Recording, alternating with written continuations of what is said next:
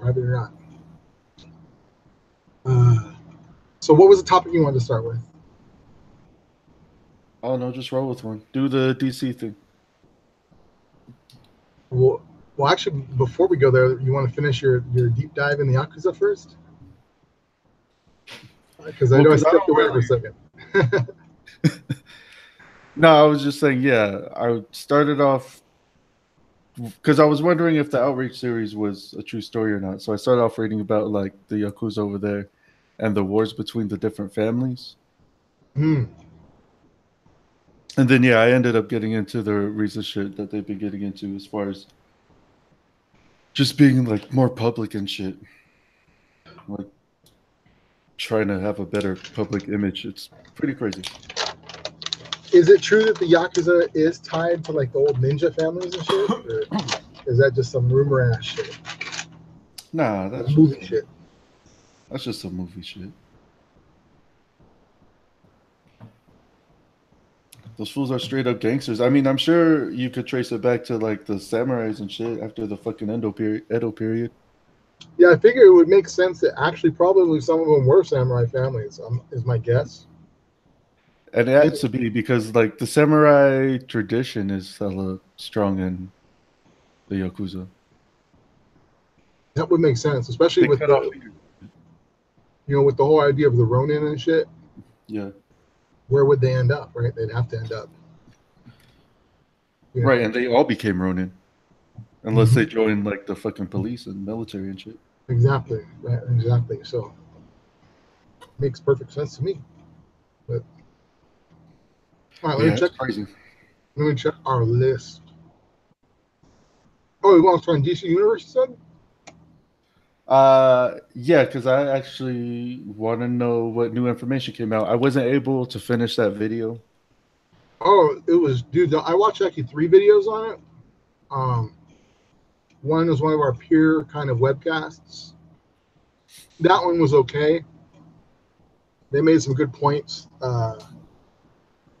because I guess at that point when they recorded it, the reveal hadn't come out yet. Now we've actually had the full-fledged reveal. There's actually demos online. Surprisingly, the demo is actually not very well done. The video itself, I mean, it's passable, but So, in terms of content, what are they offering? it's fucking phenomenal. I mean, it's phenomenal on its face for the comic fan, right? Especially the DC comic fan, Hmm. because um, well, it has all the TV stuff.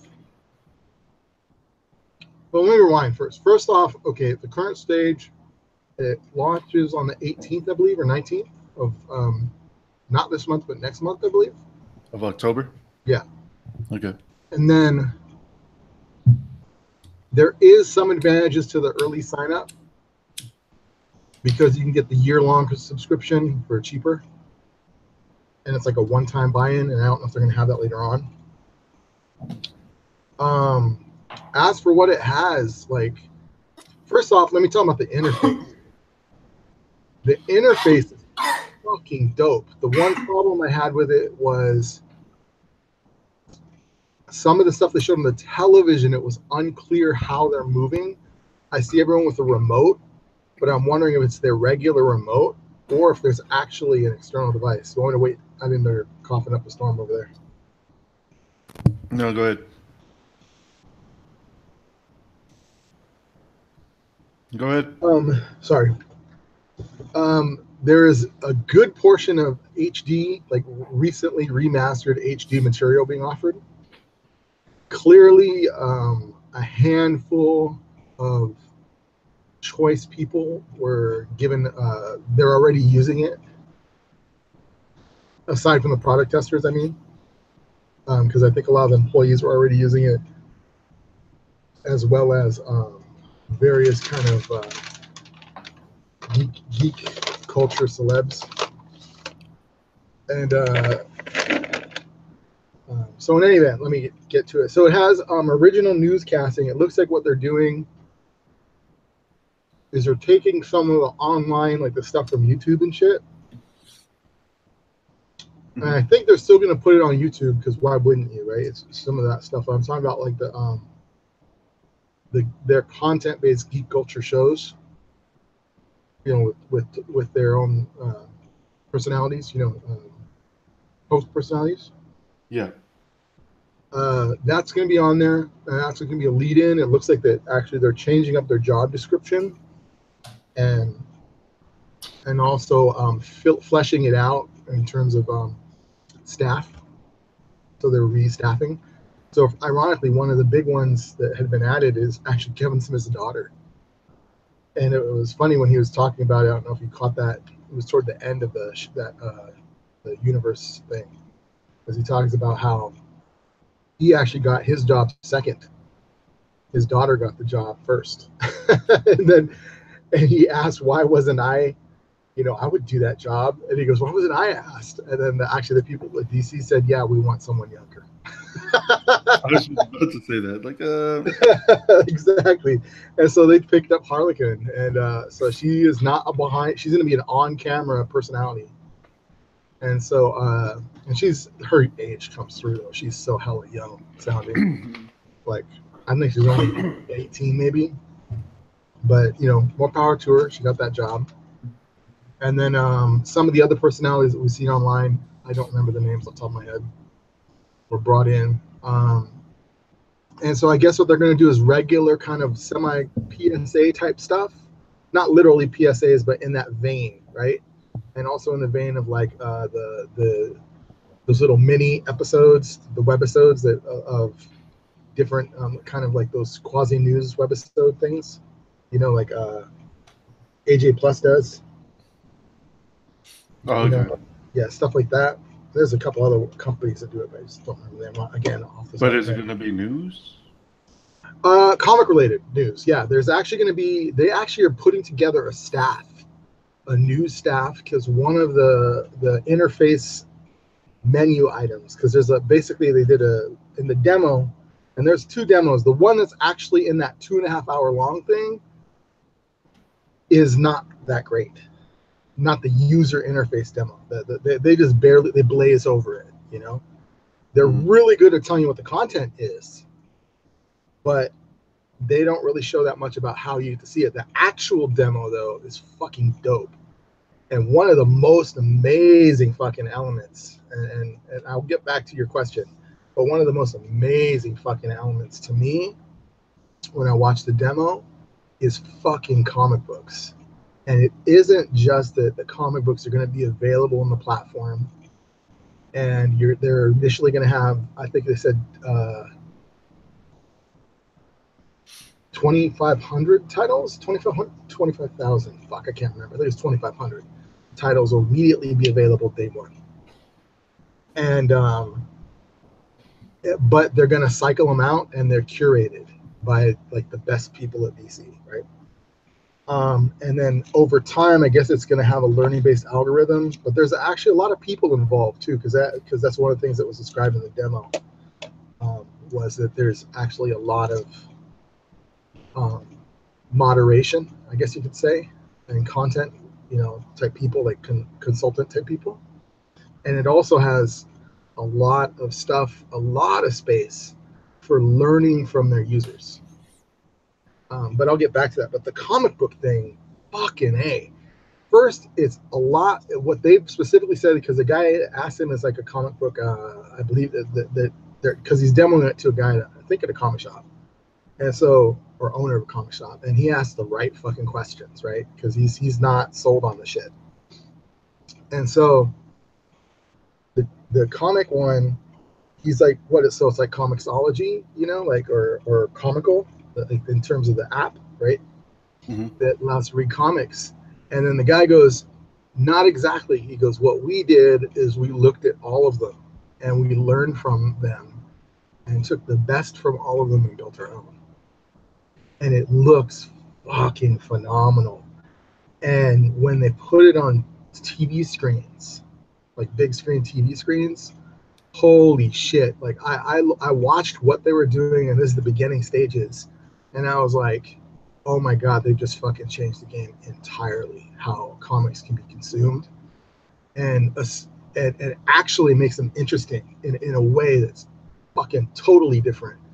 And then it also makes some social transformation as well. And so, for example, the interface has your standard comic interface, right? Like you flip pages, et cetera, et cetera, et cetera. It's super fucking high resolution, beautiful colors. And on a big ass screen TV, of course, it looks that much bigger. One of the differences, though, it has options to read the comic panel by panel. And so it does zoom ins, right? You can zoom in on your own, right? But you can actually read it panel by panel, and it actually fits to the screen. It doesn't necessarily crop it, but it'll make it optimized to the screen that you're reading on. And then you can like read it that way, or certain types of pages pop out in different ways and shit like that. And what fucking blew my mind, and they haven't done it yet, but I'm positive it's fucking coming, is I looked at that and I went, holy shit, if they do this with the motion comics element, fucking it will be off the fucking chain. That you can fucking flip through a comic and then it's already like motion acted, you know, in terms of you can watch that particular panel or series of panels as a motion comic, you know. Oh, that'd be dope as fuck. Yeah, I was like, holy shit, you can see it. And then there's a massive incentive to fucking do it. And the massive incentive to fucking do it is he fucking says something in the demo where I was like, holy shit, he's fucking right.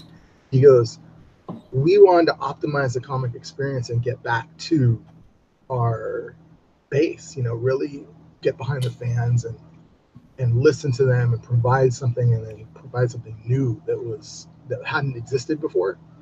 But then he says something that I was like, holy shit, he's fucking right, which is, he goes, one of the major differences now, he goes, yeah, your comic collection will be here. He goes, but now comics can be consumed socially, in the sense that now you guys can group read a comic, all be sitting in the same room, for example, and then just flip through a comic on a big screen with like 10 different people reading a fucking comic. And he kind of goes, and then you could talk about it and stuff like that. There's a lot of reliance on creating spaces for which, how do you put it?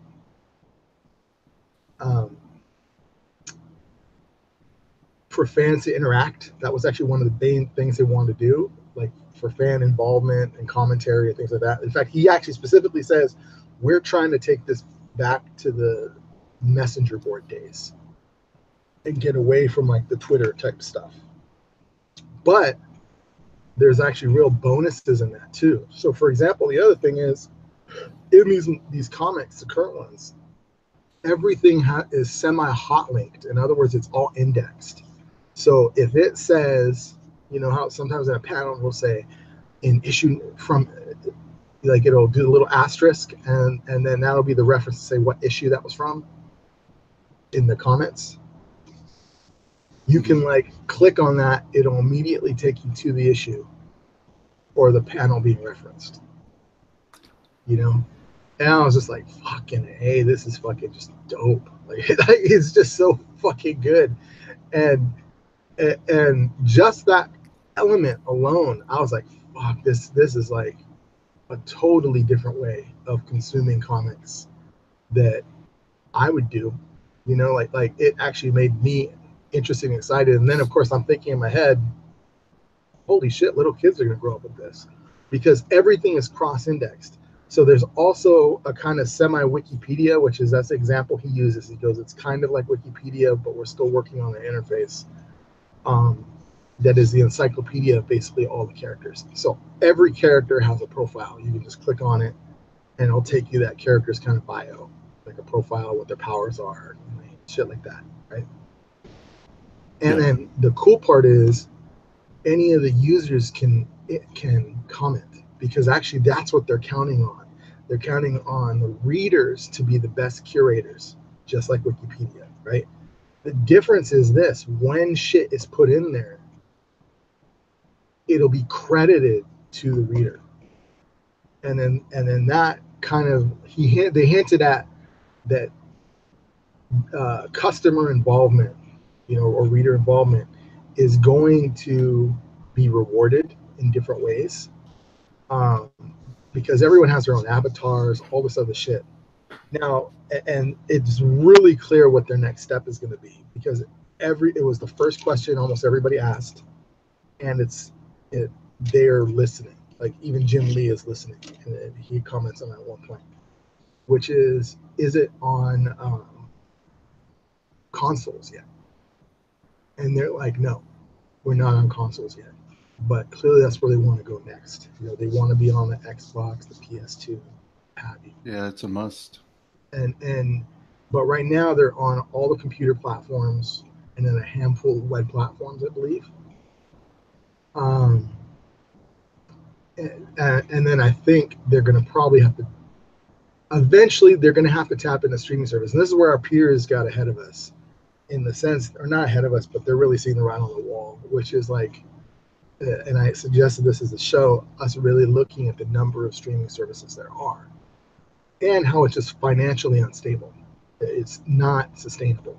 It's not sustainable at the individual level, and it's not sustainable at the market level, because no one is going to spend hundreds upon hundreds upon hundreds of dollars a month to get 18 different streaming services, right? It's just not going to do it. They're going to have to do bundles and lower price points and shit like that, and or combined interfaces. It's also part of the limitation of this DC Universe stuff, because getting back to the content, it fucking has everything. It has fucking virtual tours of, and some of that may be shows. I don't know if it's an in-service app, or if it's like going to be a video, like a documentary video. There definitely is DC producing its own fucking content in terms of its own live action shows, cartoons, and I'm assuming films. It has bringing back all the content, and most of it, and this is where I'm worried and concerned, because that, like, for example, I don't know if you noticed in that Kevin Smith video where he's hosting it, the DC Universe reveal. Did you notice that whenever they cut to video of like films or TV shows, that the audio was dog shit, and sometimes the video was dog shit? Yeah. And that may have been just timing. Like they didn't, at the time they put this thing together, they didn't have certain resources available to them. But I noticed a massive decrease in volume every fucking time, right? Just like YouTube does that too. YouTube has bad volume. But my concern is that carries over into what is being offered. Because if I want to watch something on this fucking thing, how beautiful and how fucking refined that shit is, all the content should be as beautiful and refined. It should be, I mean, it should be maintained in its utmost form, right? So like remastered versions of the shows, not some fucking VHS knockoff, right? Or some really bad video version. They should have at least HD, DVD, Blu-ray quality shit that we're watching. But day one, basically everything is available. Where there's more controls are on the films. So DC Film is more sporadic. You don't have availability of everything. Like, so for example, the release, the 19th or 18th, is supposed to be Batman Day. So they're doing a whole Bat themed stuff for the month, and then also reveal for the month and the content. And then also there's like some sweepstakes that you can enter into if you do pre-registered and stuff like that. What I was saying. And then, but in the film stuff, they actually don't have all of the films. So like, I'm not sure if they had all four of the 1989 through, was it 95, 96 Batman. I don't think they had all of them. I think they had three. The first two for sure. The Nolan Batmans, they only have the first two. They don't have the last one. No one mentioned, of course, the newsreel Batman, like the Superman. of old, but almost all the TV shows are going to be there. So Lois and Clark, Superboy, um, there's all the classic TV shows. Lois and Clark, Superboy, probably the original Swamp Thing. Right. Um, what do you call it? Smallville, obviously. The cartoon's going to be on there. Fuck yeah, dude! All of them basically. They're doing almost all the cartoons so far. I'm assuming certain stuff maybe has to be one. It has to be digitized, and then maybe it's so fucked up it may be to be remastered. But I suspect the way the actual system is built, they're going to put the content up in the best format currently available, and over time invest the money to restore shit because it's just going to be it's going to be customer demand, right? In the end, they're going to have to remaster fucking everything. They completely remastered, which is supposed to come out on Blu-ray. They completely remastered Batman the Animated Series, which I assume is also going to be remastering the related Superman animated series. They're they're releasing Young Justice season 3, which they actually gave a short clip of, which looks pretty fucking dope. What else was there?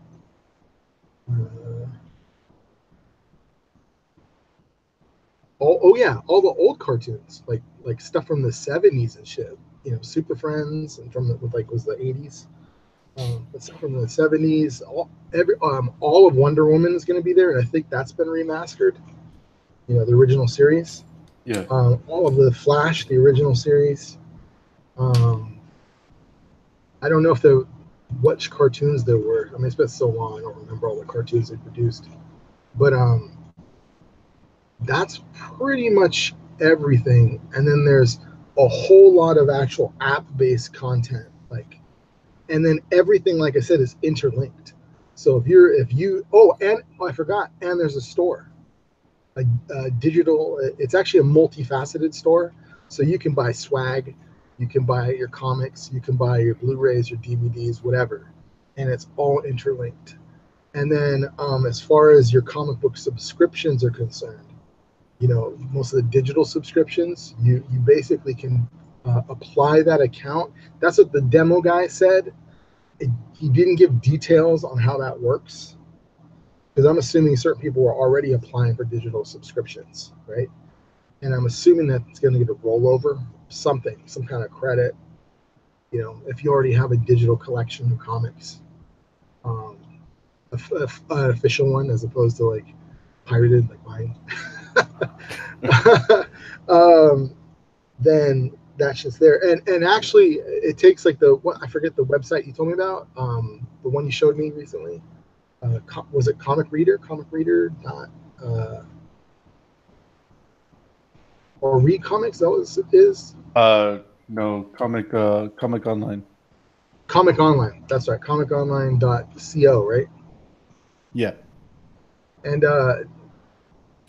that is pretty fucking good. But this is what Jim Lee was saying, is that all the future material and a lot of the current material, probably going back at least a few years, so much of it has been produced in the digital sphere that this is optimized for the digital environment. Versus like a lot of the comics that are out there that are just scans. They're actually, you know, digitally recleaning up and scanning shit in, and they're curating it because there's just so many fucking comics. And then there's also multiple versions of comics. Like that, there's a whole launch related to it. All the shit related to Warner Brothers Studios and everything. And they had fucking the sets of their lead shows and all that shit. And I left out what I was trying to get, as they hired a slew of journalists that are supposed to be basically doing news. I'm assuming that news is going to get bigger than DC news. It initially supposed to be DC/comic related news, but if they're smart, what they'll do is they're going to draft in geek culture. You know, they'll probably pick up some Prime shows and say, "Hey, man, we'll have you on our service, right? And you can trend on here, right?" And They just haven't done that yet, and they haven't really announced who all the hosts and shit are, or when all the shows are supposed to come out. Unfortunately, some of the stuff had already leaked, not the actual content, but the announcements. So we knew about like Stargirl before they even announced Stargirl was coming out. That's pretty much it. Unless I'm forgetting something, I don't think I'm forgetting something. I'm assuming Motion Comics is in there too, but I don't remember where. What I think is astounding though is the interface is a fucking game changer. Like I can see, and it's sad because of the startup I wanted to do, or I did start up and fell through. A lot of the elements we were working on are there. We figured that they're inevitable. The entire online, on-demand kind of streaming culture is pushing that in that direction, which is basically how you can customize your own interface, right? What you want to see, what you don't want to see, and even how you appear online. Because what they're trying to do also is they're trying to get people. He actually says it. They're trying to get people off of Facebook. Don't, if you're going to talk about shit, talk about it here. Now the problem I have. Let us get all that data. Pretty much, right? But they're not totally wrong. Like I said, they're having them much more involved. It clearly, I mean, I got to give it up for Jim Lee. When I first heard Jim Lee, I had gone to DC. I pretty much just saw the dollar signs. I was like, oh, fucking, you betrayed the principle of your own fucking company, and you sold out. But then I saw what he's doing, and I'm like, fuck, he really fucking stepped up. Like, this is some innovative shit. This is changing the game forever. Now, if Disney is not using this as a model, they're fucking stupid, because they have so much more content that they could base it on. And that's actually the biggest criticism of DC Universe, because it's not Warner Brothers universe, right? It's just DC universe, which is cool if you're like just a really comic-y person. But yeah, if you just like DC. Exactly. But if you're not, and then you have really limited fucking options, How many times can you binge watch Superboy when you finished it? Like, or read the same comic all the time. Did you get to see any of the demos of it? I did not. I've been really busy this past week. No, I understand. How far did you get in that video?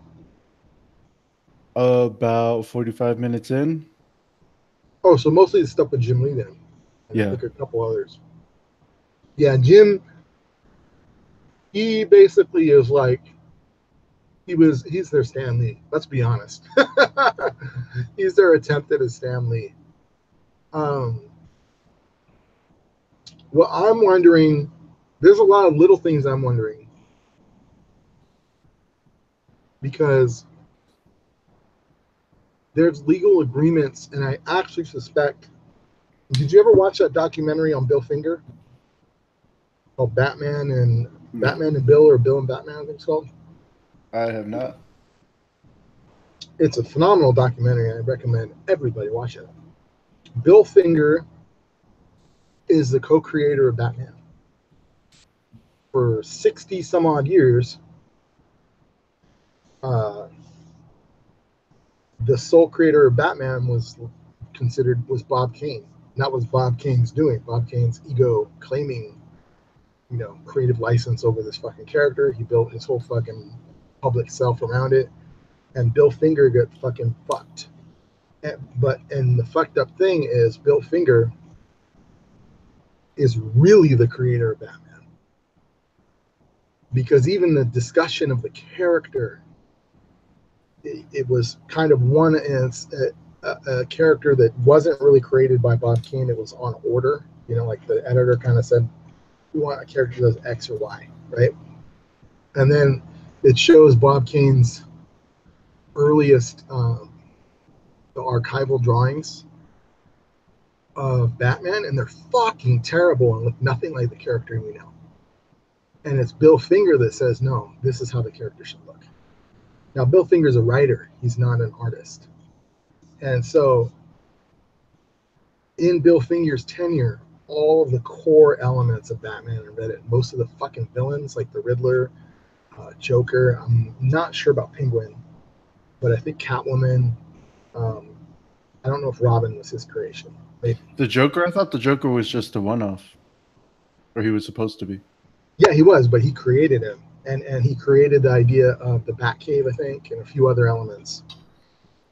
So he stayed involved then for a bit. Oh, yeah, he kept writing it just uncredited. Oh, okay. You know? And then he went uncredited his whole fucking life. And the only time he got to see his name in lights once on a single episode of the 1960 Batman television series, which will also be available on DC Universe. All right. Yeah, basically everything's going to be available there. And then on the TV shows, movies, and comics, basically going to be available day of. They may cost you money, you know, because not everything's free, right? Or not everything is part of your subscription. In the terms of the not aggregated. Aggregated? Is that the right word? Mm-hmm. Well, okay. In other words, of the 2,500 comics that are available at any given time, and they're going to be mixed up, you know, periodically, like Netflix. They're not available the entire time. And then if it's a new comic and it's not in your sequence, then you can buy it that day, the digital version, right? And you'll have it day of. How much are the digital versions? That I don't know on the individual thing. They didn't show that. They didn't show the individual cost of a per comic item. But I'm assuming certain ones will be in the actual subscription. Because, and that's the other thing that I left out. There's going to be exclusive content beyond the shows, the live action shows in DC Universe that is comics. So there's going to be digital comics that never fucking get printed, probably. But they'll exist only in the virtual space. What I was saying,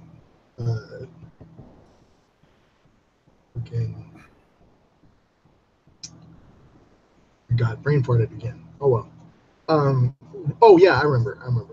What I was thinking is one thing that they didn't talk about, and I haven't heard anyone ask about it, but I just can't see why they wouldn't do it, is why the fuck wouldn't you, if you're Warner Brothers / DC, why wouldn't you do digital debuts of the feature movies?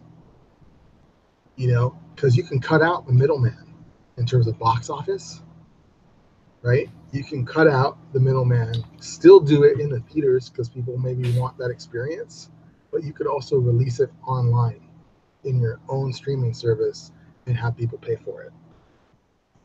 You know, like you want it, like you're buying a fucking ticket to the movie. Yeah.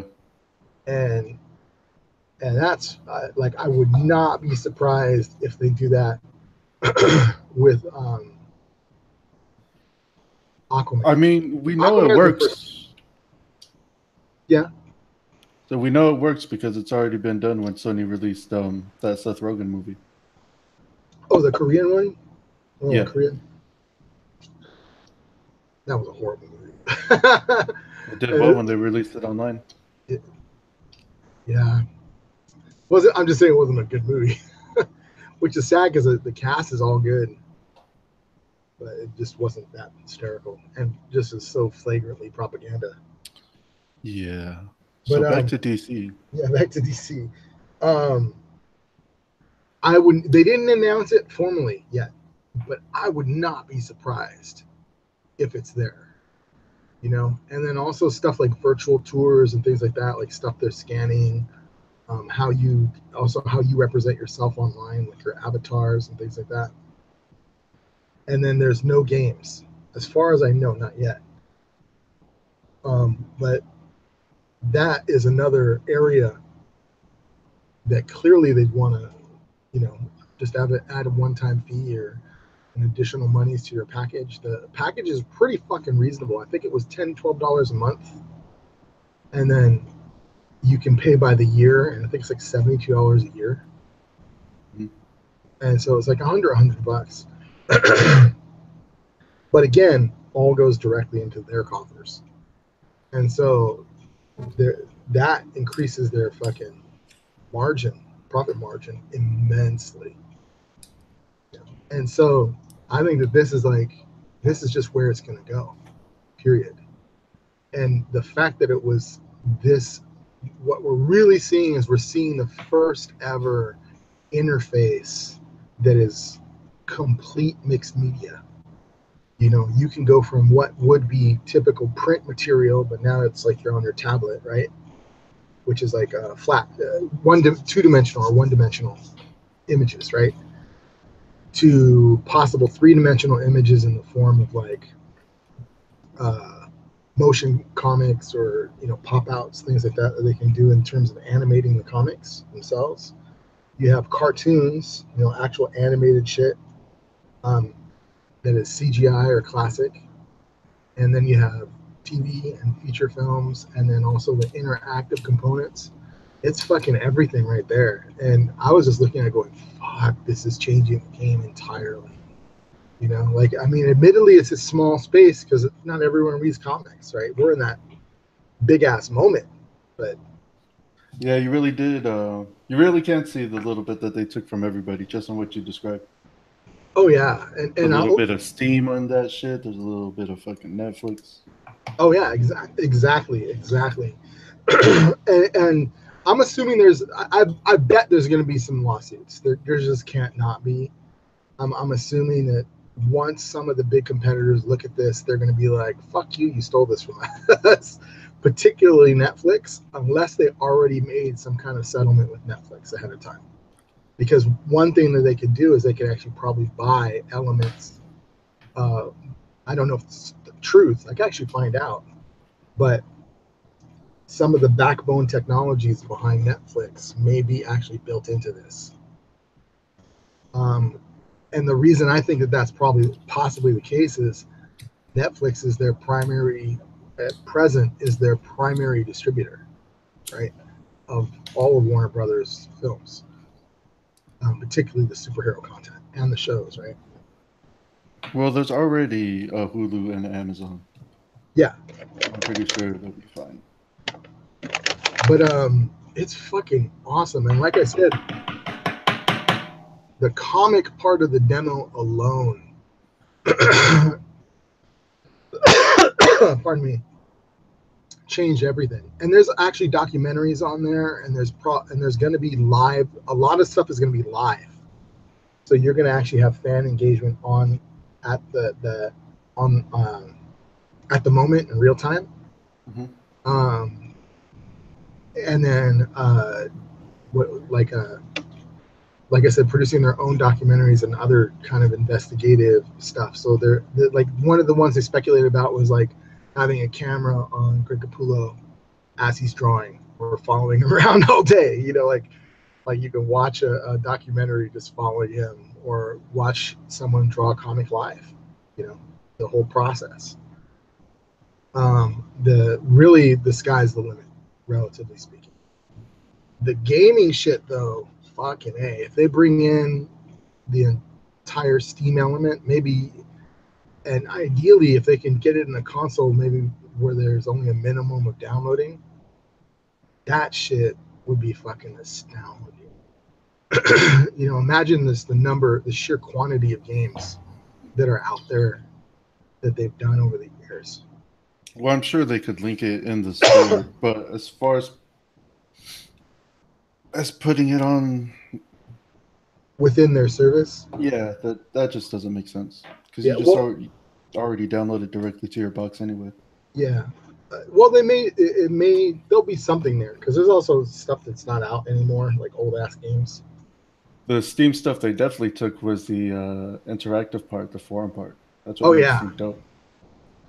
Yeah, and like I said, that and then that interactive part, like I said, affects will actually have direct effects on DC Universe itself and DC content, like their actual production.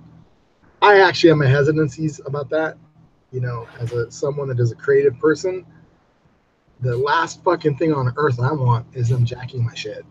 But by the same token, that actually could be something that they want. That they're generating, because imagine that very simple thing. We're asking for submissions on this. Yeah. You know, that's a contest. We're going to do the best comic on whatever, and then you send them in and they show them.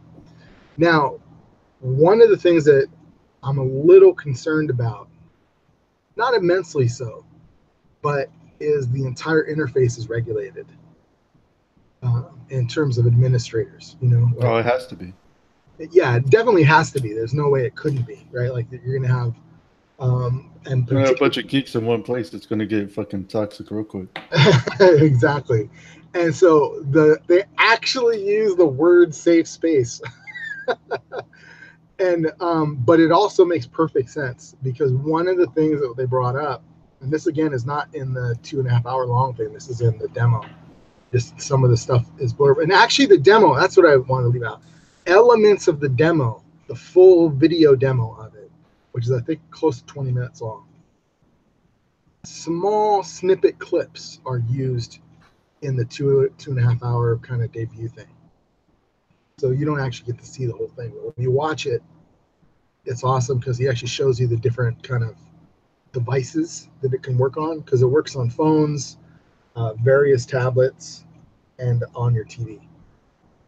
Tight. Yeah, and so it's gonna, that part is just fucking dope. Like, and the fact that it all interacts. But Hey, what DC's going to change the game. what They're going what to change the he? game. Oh yeah, for sure. First one coming to the table with this. Fuck yeah. But and I'll get back to the Bill Finger thing because I did bring it up for a reason. Um, one of the things he cites is going to be Disney's problem, and it might. Disney has a real fucking debate on their hands, which is, do they want their users or subscribers interacting? And Disney's going to have a bigger problem because DC has the same problem but on a smaller scale, because we're geek culture and we're adults, and maybe we encounter teenagers, you know, within the toxic sphere of the internet, right? Right. But there's an overwhelming number of people that are just little kids, you know, and this is, they're actually going to grow up engaged with this kind of platform, and they'll be within a social space. So I'm wondering if there's parental controls and things like that. But nonetheless, that becomes the bar. The common denominator becomes a safe space for little kids, because that's actually who they're going to have as partial users for this. You know. Yeah, and that's the problem with online, is that there's really no way to provide it beyond, enter a birth date and limit your access. Yeah. But how Well, many yeah. people enter their real birthday? That, exactly. Or kids are smart, innovative. They'll get around shit. You know. Also, what happens with Vertigo content, for example? You know, in a little kid. And then that was one thing I didn't see. I didn't see thematic spaces, but I'm assuming that's going to be a thing. That they're going to start theming spaces. Like, I want to see all the Vertigo shit, and this is the Vertigo section, right? Or Elseworld, or Crises on whatever Earth, or whatever. Yeah, that's what WB should be doing with the DC thing, but with the Harry Potter stuff they have. Good call. That should be their next fucking foray. Well, one thing we don't know is this could be like I mean, Warner Brothers owns DC, Yeah. and so this could just be their pilot version for everything else, because that definitely is where they should fucking go. There's no fucking doubt about that, you know. But we're so immersed in geek culture, we may not think of it that way. But if we actually step out of it and look at it like WB or any of these big corporations, this is a small experiment. There's only what, so many million. We'll say not even probably double digits in terms of millions of comic readers. And I'm talking about globally. Oh, and that's the other problem. I left that out. So right now, it is only going to be available initially in the U.S. I'm assuming they're going to do Canada, but there's just weird regulations of Canada initially. So, but that's the number one question. And then international, and that's a whole other thing, is you're going to see eventually international forms of this content. So someone could read it all in Spanish. They could read it all in Italian or whatever, right? They'll be able to go through their content in their native language. But just for now, that's the sole market. And related to what I was just saying, that's a very fucking small number, you know? But the interface, like I said, changes the fucking game entirely for everybody. Because I wonder that's how that's going to affect panels. you mean in comic panels or? Yeah, the languages. My bad. Go ahead. No, it might. No, it might. Or like, imagine this. What if you actually just put voice actors on all the comics? You know, you don't even do the that'd motion. be tight. And do them good like they did for Game of Thrones. Yeah, and maybe it's not even like at the early stage, it's not even motion graphics yet. It's just voice actors reading the lines, and you can actually pre-code it because it does have an AI type of thing. You could theoretically write a program that is like watching a cartoon, just of still images, right? So it actually it holds on the one sequence or one panel while the actor says everything there, which is basically you reading it, and then it jumps to the next panel and then the panel after that, and it actually is its own type of reading experience where you're not turning pages or nothing. It's just fucking like basically their version of a slideshow, right? These types of little granules are there. It's not fully there yet, but I could just fucking see it. And so, and I think, did you say you already subscribed to it or no? What? The DC Universe or no? Oh no. But I'm going to. Yeah, if I had them, let's see if I can get some money. Then I'll do it. Go sell plasma and get that shit. Yeah, I mean it's only $100 a year, right? But here's the other problem: it's fucking reliant as fuck on fucking an internet service provider, and that's kind of what I wanted to dedicate a whole show to, is the discussion of what new media is going to look like, because I could totally see this. Like, imagine this with news shit, a similar interface, and all it does is aggregate news, both TV news, right, and then also news sources. So it's like USA Today online / the print stuff, plus their archives, plus their photographs. Don't be giving fucks any ideas, man. You know, whatever. Like, this is the game changer. As for Bill Finger, because I did deviate from that fucking story, in the documentary, they find out that Bill had a child, and for the longest time, no one knew that Bill had a child. So there is an heir that could sue and inherit the rights to Batman, because that was the other thing that's interesting. The actual contract for Batman, no one has ever seen. It is talked about, it is alluded to, the terms are there, but no one has ever seen it, and the documentary is about that. In fact, ironically, the documentary had to do, and I forget if it wasn't the documentarian himself. He was actually, I think, a journalist, like a writer. And he had a secondhand story, I believe, about this guy named Bill Finger. And it had to do with an incident, and I believe the guy's interviewed in the documentary. I have to rewatch this thing.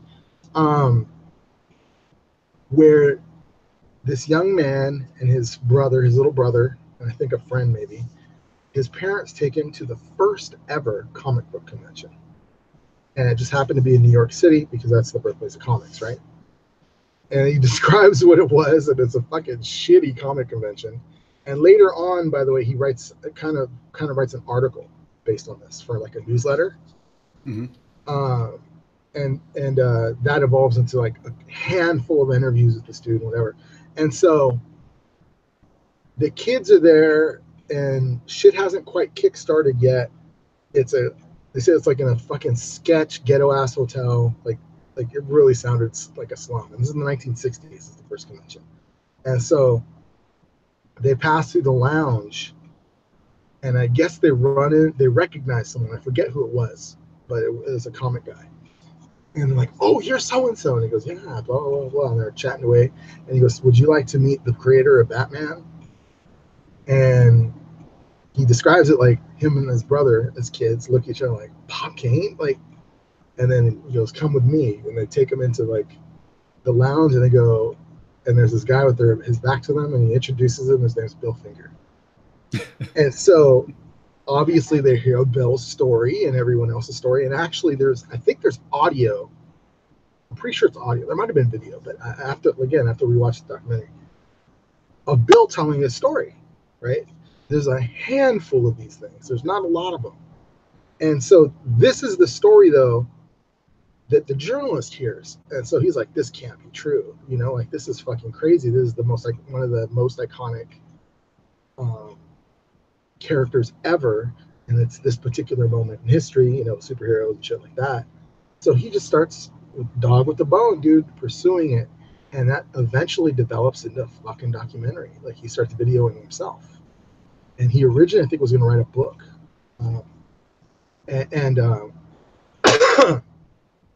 And so I think actually, did he publish a book? He might have published a book called Me and Bill, something like that, to that effect. It becomes a fucking obsession in his life. And in the midst of doing it, this is when he discovers that Bill has a kid and all this other stuff. But in any event, the documentarian is actually the driving force behind an eventual lawsuit with DC. And so Finger's granddaughter and great-grandson, because she has a son, bring suit against DC for Batman.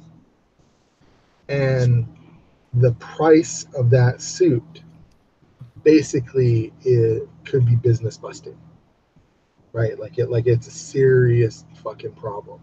God damn. You know, and this, unfortunately, because there's gag orders and all this other shit, he doesn't elaborate too much on. But if you know anything about anything, you can infer a lot of shit. But the fact of the matter is that Batman as a license had been a driving force for studios for a long fucking time, like major portions of their income. And then DC properties in general, be it television shows, whatever, right? But Batman by far is the biggest one, much bigger than Superman in terms of sales and shit like that. You know, that's why the films get remade and there's so many fucking sequels and iterations. And all that shit's at risk. Inevitably, it gets settled. And there's a settlement agreement that's come to.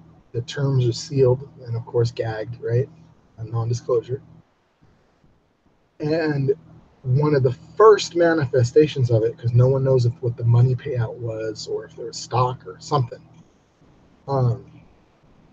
is they first time ever now they have to start crediting everything with Bob Kane and Bill Finger. And so if you actually watch Batman versus Superman, it's the first feature that says created by Bob Kane and Bill Finger, like at the very beginning of the film when the credits are rolling over the Batman's origin story.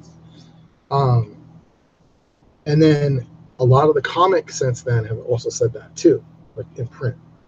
But now with this platform, my question is, that means it is part of the agreement.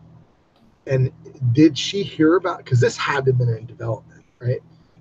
Yeah. Was this what they showed her? Because I could totally see her pausing, because she was not fucking embittered.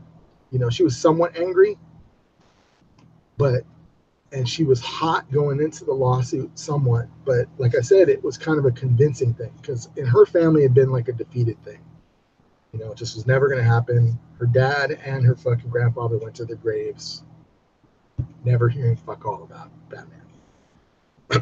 And so, but then she becomes the fucking like cheerleader for DC and Batman in the aftermath of the settlement. And so I'm wondering if they showed her this shit and said, hey, this is our actual fucking plan. Can you see the ramifications of this? Like, Yeah. you Can you see know, the money? yeah, can you see the money in this? We'll settle? I mean, we can settle with you, but we can really settle with you here. Because if she had a good fucking lawyer, I hope he fucking knew about this shit. If the guy was a shitty lawyer, she better fucking resue again, because this is a different medium entirely. Or it may have been a provision in the fucking contract that fucked her over, right? Because this is digital, it's a different medium. But each medium requires a new set of case law or predetermined contracts. And this medium has never existed before. You know, it's a combination of mediums, but really it's something unique because it's a service and within an app framework. So it's something totally different. But again, I'm thinking that's what she fucking saw. And then in my head, I'm also going, wait a minute, does this mean they're going to have to fucking fix everything? Like now, are they going to have to redo the credits on old shows? You know, and add these new credits in there. And also, if they do have to do that, you know, because this is rebroadcasting, right? And from what they do clarify was that after this settlement, everything that was now coming out, all of it has to read Bill Finger and Bob Kane. And then now technically they're re-releasing all this shit. So does it now have to be rebranded, created by Bill Finger and Bob Kane? If it were me and I was the granddaughter, I'd be like, fuck yeah, it does. Fucking rebrand my shit. And that incentivizes them, because in order to do that, they'd have to alter old shit, and that incentivizes them to remaster everything. That's just the last thing I was going to say. And the HD shit looks fucking phenomenal. Like, all of the shit that's like really intended for that platform, holy shit. Right on. Yeah, I'm gonna get that shit. Yeah, and like I said, and it's gonna fucking grow. Like there's other elements that are not fucking in it yet. And then, but, and this is, I don't know if you want to talk about it here, but watching that, I was like, fuck, what the fuck is Disney gonna do? You know? And then what are these other companies gonna fucking do? Because I looked at it and it fucking makes, okay, Netflix has a good library. Technically, YouTube has a decent library. Amazon has a decent library, but they don't have an interface that remotely fucking touches this DC interface. None of them do. But the interface is so fucking good in terms of what it, what do you call it, integrates into it, that it makes fucking Netflix look boring. You know, and you're like, this is old shit. You know? Yeah, but Netflix still has the content, so they're not going anywhere. Yeah, that's And that's one the of one the, thing Disney does have is a larger built-in audience. absolutely. But everyone's fucking eyeballing this shit. Because I don't think anyone has anything in the pipeline that's going to come out until like next year at best, right? So this is the first early one. Yeah, I'm sure all eyes are going to be on this shit. Wouldn't be surprised if they take elements of it, Oh, they'd have to. especially the interactive part. Yeah, and it's a fucking game changer for the entire thing. And then I saw myself, I was like, just theorizing the future. I go, oh wow, this is the death of a few fucking things. You know, like why the fuck would you watch broadcast television if you can do shit like this? You know, because you could use this same interface for your broadcast TV or whatever. You know, like there's just no fucking reason to do it. And I was totally shocked actually when he demoed it, because I thought DC Universe was at best, going to be like Netflix that had comics. That was it. That's what I thought. And then, but this fucking thing, I was like, whoa, this shit is fucking. They've engineered it all, and everything is also engineered to the device. I'm assuming the one thing that's a little different might be like actual TV screens, right? Like because it's service based, right? Like so you're downloading an app or whatever. Like Apple TV is going to run it, a few other things. But all of them are tailored to that particular device, and so that's why it's optimized. But yeah. Yeah, that's this is crazy. It's crazy that WB is doubling down on the superhero genre. I guess to signal to everybody that it's not going anywhere. That, and I think it's also like the only kind of guaranteed moneymaker, right? One of the things you missed that you will definitely want to hear is they talked about Swamp Thing. They talked about the other shows too, but it was the first time I actually heard them talk about Swamp Thing. Good. That's what everybody wants to see. Yeah, and they confirmed that it's a horror genre show.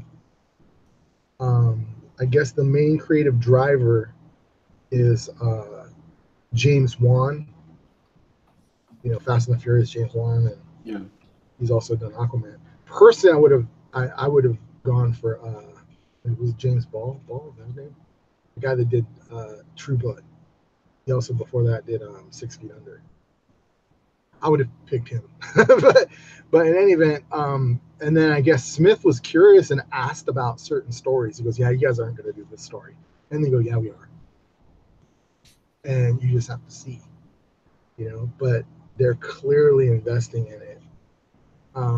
There has been in the pop scene some criticisms of Titans because one of the things, and it's actually something we discussed, the fault of HD.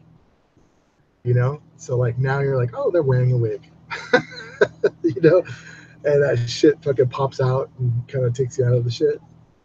So that might be a serious problem, and so some people are like looking at Titans.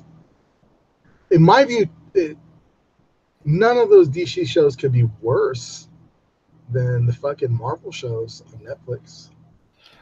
This shit looks good to me. Yeah, and on top of that, they've already mastered their shit with the other shows. All the Arrowverse shit. And I don't know about that. A lot of people aren't too hyped on Arrow. Well, not Arrow, but Arrowverse is considered, the Flash, Supergirl, Arrow, a few others. And now they're going to have, and I left this fucking out. With all this shit, this content available to an audience that is consuming, this also incentivizes them to resurrect shit. And they've already proven they're willing to do it and have done it with Young Justice, which is an animated series, admittedly, right? But what happens when shows that didn't work back in the day work now?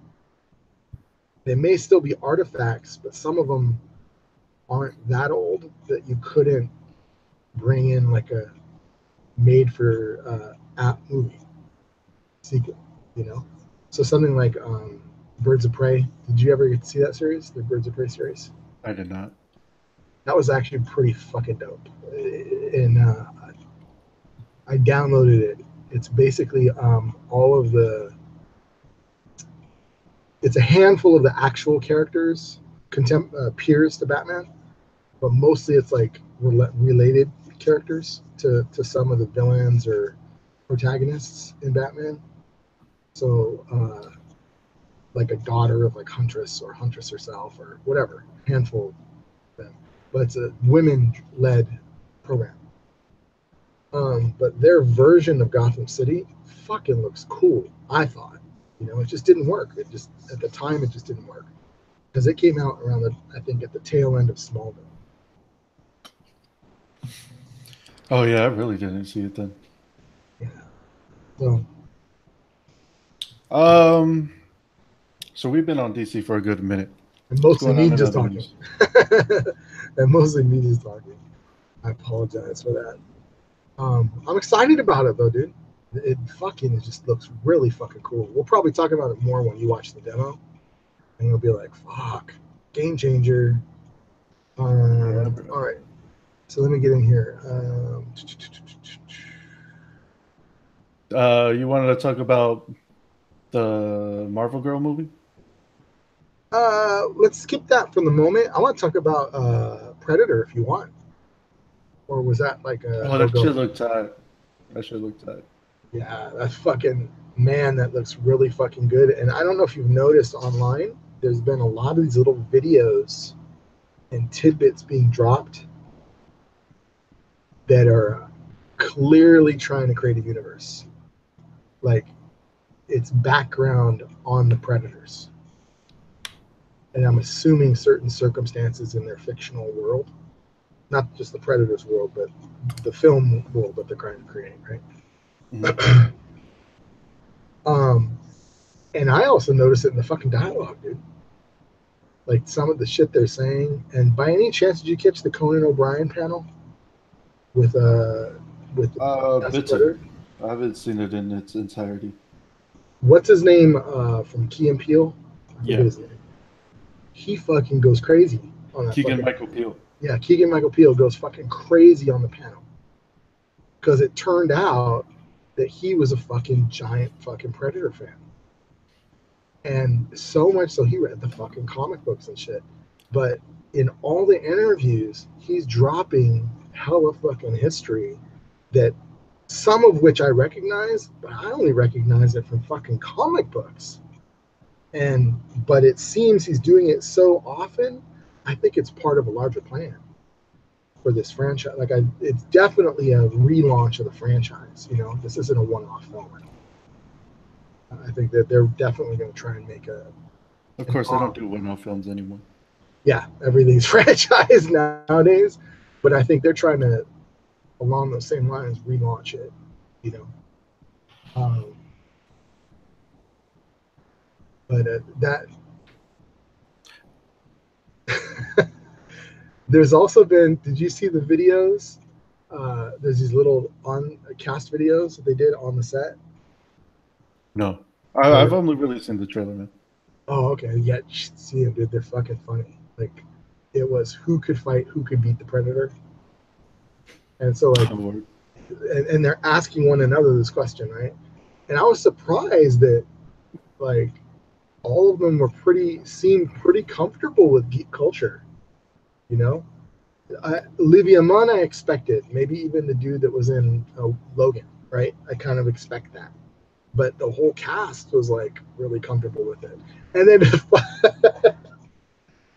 the funniest one is with well, actually Olivia Munn gets it, and so does what's his name, um, that played the Punisher, also from one of our favorite shows, The Expanse.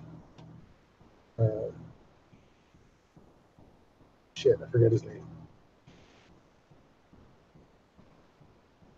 Okay, Insert go ahead. later. Insert later. In any event, he's like, yeah. So could the Punisher beat the Predator? He goes, I knew you'd fucking ask that question. You know, like funny ass shit like Nope. Punisher would get smoked. that. Exactly. It reminds me of that what's that show where they actually make those little short videos of the fights between Oh yeah, yeah. the The pop versus show. characters. Yeah, the I know versus what you're show. talking about. That one's fucking funny. But Yeah, that shit looks dope though. Fucking, I like the campiness of it all. And Punisher, I mean Predator. Fucking Predator was big when I was in. mhm. I still remember buying the toys, or well, I didn't buy them. I took them, but the toys were hella big. I never had any. I wish I did, but I remember And there I was a do remember cartoon. them. Didn't they have like they had the different predators? Like they actually Yeah, looked there's like all each other? different kinds of predators. They had like the invisible one. Oh yeah, the bluish one. Yeah, yeah, yeah, yeah. Or the clear one. Clear. I think it was clear. And then later, didn't they actually start releasing Alien versus Predator toys? Yeah, that was way later on though. Dude, it's like Oh no, The- no, that was around the same time. Yeah. and then supposedly this show is canonical. Like maybe you missed this in the Conan O'Brien thing. Uh, what's his name? Jake Busey is in it, and Okay. Jake Busey plays the son of Gary Busey's character from Predator 2. His actual dad. Oh, this shit's connected. Yeah, there's this fucking thing. If you watch all the thing, not just the interviews, I I mean thought it was a actual trailer. reboot. That's even better. No, all the shit's fucking connected. Like there's all these little references going back to shit, and I was like, what the fuck? Like in this last the trailer we saw, if you rewatch it, there's hella little shit in there that connects it back to the other stories. And I'm just, and it looks like it fucking gets right into it, like some, because the first Predator, for example, which I actually think was why probably it was a much better story, is you don't see the Predator until the very end, right? And then the later ones become more antagonistic. The second Predator one, I hated that movie. I love that movie. The second one, really? Yeah. I love the Predators themselves at the end when they show the ship and the ones in the ship. I was like, this is dope. But now in retrospect, in fact, that movie, the second movie, is what kicked off my entire wanting to do a fan editing period, and to a lesser degree Star Trek. But that movie in particular, I wanted to on a fan edit. I wanted to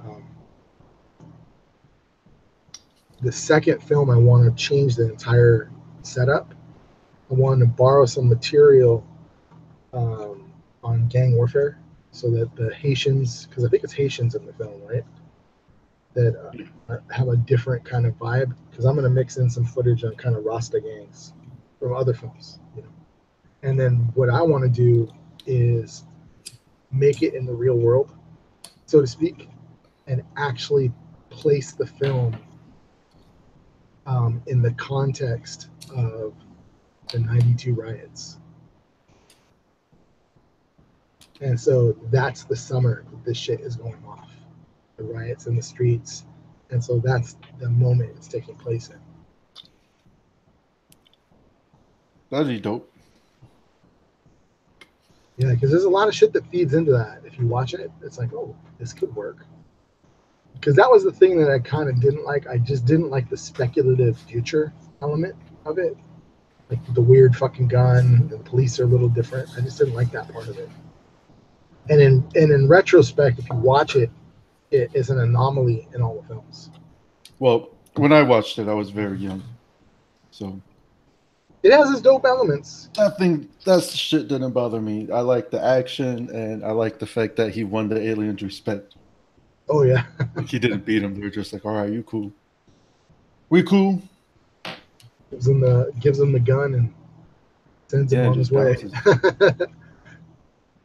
I'm wondering, yeah, he didn't die, because that's actually something that is supposedly, these are going to come up there's going to be references in the film. Yeah, so I don't he know. could come in. Yeah, he could come in, and there might be.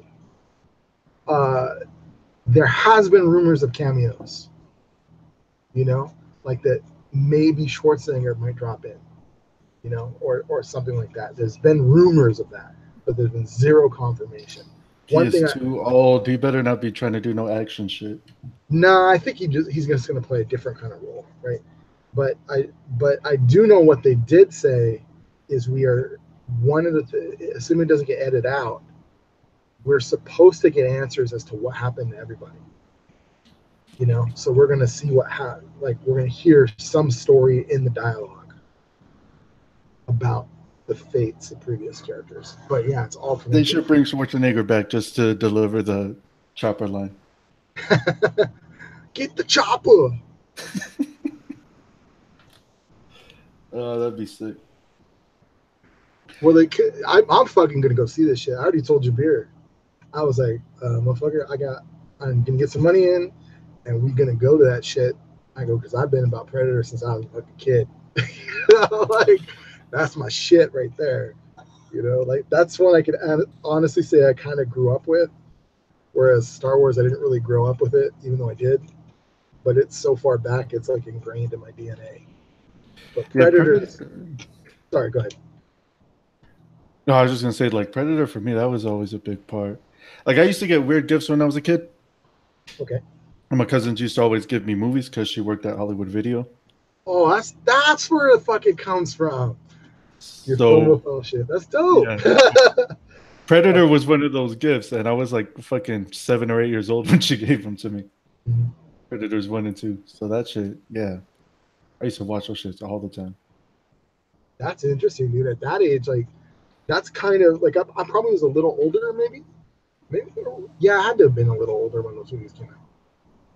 Not sure, but um, I know that when I saw it, that was the first time that I kind of chose a movie to watch, got into the fucking movie, and I was all about that fucking movie. You know, And the like first one was scary as fuck. it was fucking dope too. You know, and it was Yeah, right on, and I think it was right after he did Commando, and Commando was kind of like cheesy, but the characters almost related.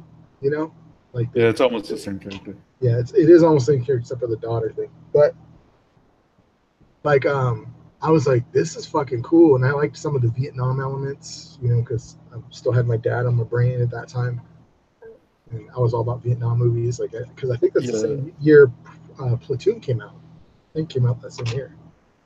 I could be wrong on that. I'd have to check. Well, they all came around like back to back, but it was in that era of Vietnam shit. Tons of Vietnam films, and so it fucking worked. And then, do you know the trivia about that? You know who was supposed to be the original Predator? Nuh-uh. Fucking Jean-Claude Van Damme. That would have been the dumbest movie ever. I'm fucking glad they don't. He's not in that. There's footage of him in the kind of original costume design, and for one, he's not very tall, right? And for two, the design was different, and I think he quit because he was overheating in the costume. This was before he was doing anything. He'd just come off of probably what was it, fucking Electric Boogaloo, with his fucking stupid ass Background dancer. leotard dance. Um, and then he basically quits or is forced out because he's overheating and he feels that he can't move around and act in the costume. Where and eventually they got I forget his name, a really tall actor. I think he's almost 7 feet tall, to play it. And of course, he's used to playing those kind of characters. He played Harry. He played the Sasquatch in Harry and the Hendersons, and a few other tall kind of characters. Yeah, good choice. And so he fucking sold that shit. Imagine a short ass fucking midget predator doing splits and roundhouse kicks to people. Like, That would be fucking ridiculous. Like, fuck out of here. yeah, there's some good documentary stuff. Like that, some of it's been mined from the extras, but there's footage of scenes that have been cut and you know extra stuff, and then also what's his name? What is it? Not it's not Lucas Black. Lucas Black is the young kid actor. It's the writer director of the new one. Shit. Uh, James Black. Shane Black. Shane Black. That's what it is. I knew it was reminding me of something. Shane, you know he's in the first movie. I did not know that. Oh yeah, he is. In the first movie, he's the dude with the fucked up that's always joking. Remember where he's done? He goes. He's always trying to get the Indian guy to crack up. Yeah, yeah, yeah. That dude. That's actually Shane Black in the film. And supposedly he did chime in and kind of ghost wrote elements, but a lot of the stuff was also kind of what do you call it? Uh, Spontaneous or improvised. That's the word, improvised. Yeah, there's a whole documentary about the making of Predator that's pretty fucking interesting about how they did this really fucking masterful movie with fucking no budget. and a lot of fucking problems. But in any event, yeah, I watched that shit, and I've been fucking all about that shit ever since. In fact, I was into Aliens versus Predator before it was a thing. Like that shit started in the comic books, and it was hinted at in the. It was set off because of the second film. Because you know about the Easter egg in the second film? I don't know if you caught it. No. Well, in the second film, he finds on the ship, uh, when he's looking around the ship, there's a shot, and I forget if he sees it or if it's just an interior shot of the ship that's kind of set in tone. Is this a trophy room of skulls? Oh yeah. I remember now. Yeah, and there's That is in there. and there's a fucking alien head there, and that was supposed to be a tongue-in-cheek Easter egg. There was actually no initial plan that they would be fucking working together. And then Dark Horse Comics released a limited series, and it's fucking dope. Like, definitely check that out on the comics thing, because you'll be like, oh, this is fucking actually pretty cool. Like the I premise. mean, I like all that shit. I even like the crappy movies. Oh, I like them too. I watched all of them. Yeah, I like them too. I still watch. I'm probably gonna watch them again after this fucking conversation. Yeah. Yeah, I fucking went off the deep end. My entire fan edit shit started with that because I wanted to do a fan edit and kind of tell a different story. Just tighten the shit up because it was all about Aliens Predator type shit that I wanted to do. And then I actually started getting all these other films as support footage, stuff I wanted to mine for footage. And then it just got out of hand. I was basically making a fucking, I don't know, TV series, an epic fucking TV series and shit. Because there's this hella cool ass shit you could do. Like I had a Carl Weathers, and also I forget the woman's name. She plays the Central American girl in the first film. I don't know the names of anybody. Well, in any event, she plays the gorilla that they tie up, and she goes, "It's the blood was on the leaves." Remember her? She actually had done a couple other films. I think she's Guatemalan, and so they're Central American films, and so you can actually cut together elements of the shit and place the context, which is actually supposed to be the context of the film, but it jumps into it so quickly. It so was in the times that we don't realize it because it's implied, but it's supposed to be like the 80s Central American Civil War type shit, and that's where they're actually being inserted. It's like these are Contras, kind of, right? Yeah. They're acting as Contras, and then and they're going as Sandinistas or probably a Salvadoran shit. And so there's footage of that. You can create that whole fucking story and bring the characters to a head to meet this thing, as well as having an underlying conspiracy that's tied to certain elements. Because my whole thing was fucking going like inner fucking linking all the fucking films, all the Alien films, all the Predator films in a much fucking deeper way. It just fucking got out of control. And so that entire fan project kind of got shelved. Like, because it was just too fucking crazy. Like, even though my fucking Marvel shit sounds crazy, this one was fucking crazier because I was literally creating. I wasn't just tightening up stories that already kind of exist. I was creating fucking something that was way more expansive than the movies. I want to see a Predator versus Indians movie. That would be tight. There's actually some really good fan-made Predator movies. Some are not that great because some of them use a lot of CGI, like for sets and shit, and it doesn't look that great. But there's a couple that are really dope. There's one that is a World War II one. I don't remember the name of it. There's a World War II Predator movie? It's a fan film, a short film. And it's basically the Predator encountering like a Japanese soldier in the jungle. And and it's fucking dope. Like that one's fucking dope. Like I was like, this is a fucking cool ass fucking movie, you know. And because all of the Predator costumes that came out, that became a thing, dude. At the cons, the Predator costumes are fucking dope. If you've seen them, they look fucking amazing. And there's also been a thing with those guys that they're trying to make their shit look unique. None of them is trying to be the exact same Predator, right?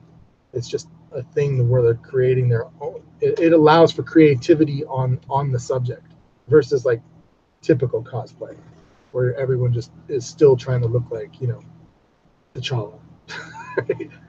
These are decorating themselves differently. Well, you always have those mass people like that. Yeah, but the difference is these fucking Predators look awesome, and then some of the films look fucking awesome. Some are fucking horrible, but yeah, it's hella worth checking out, dude. It really, really is worth checking out. And so in any event, I'm like fucking rambling. I'm gonna be at that fucking movie on the 19th, I believe it comes out this month. 14th. 14th? 14th. Yep. And the day after is the Canelo Alvarez GGG fight. Oh, so we're gonna have two things to talk about. Hell yeah. Can't wait. It's gonna be a tight weekend. Oh, dude, I want to fucking see that movie so bad. Like now. I'm gonna go before fucking work on Friday. That's kind of my plan. I told Shabir, I go, dude, we're gonna go the fucking earliest fucking matinee and fucking see that shit. Because I like the fucking Marvel movies. I like epic movies on big screens. I like big screens, but this one I need to see. And I did the same thing, like so much so. I didn't even say that the last Predator movie, which I actually really liked, the Robert Rodriguez one, that was produced by Robert Rodriguez. I like that fucking movie. And it is the first one that hints at the bigger predators, right? There's a different super predator or whatever. Yeah. And then, but I actually fucking saw that shit by myself. I had to fucking get on the bus, all that shit. I went to a fucking theater far fucking away and fucking watched that shit in one of the biggest theaters here in terms of the size of the screen and shit. Because I wanted to see that shit so badly. And I went home to talk to nobody.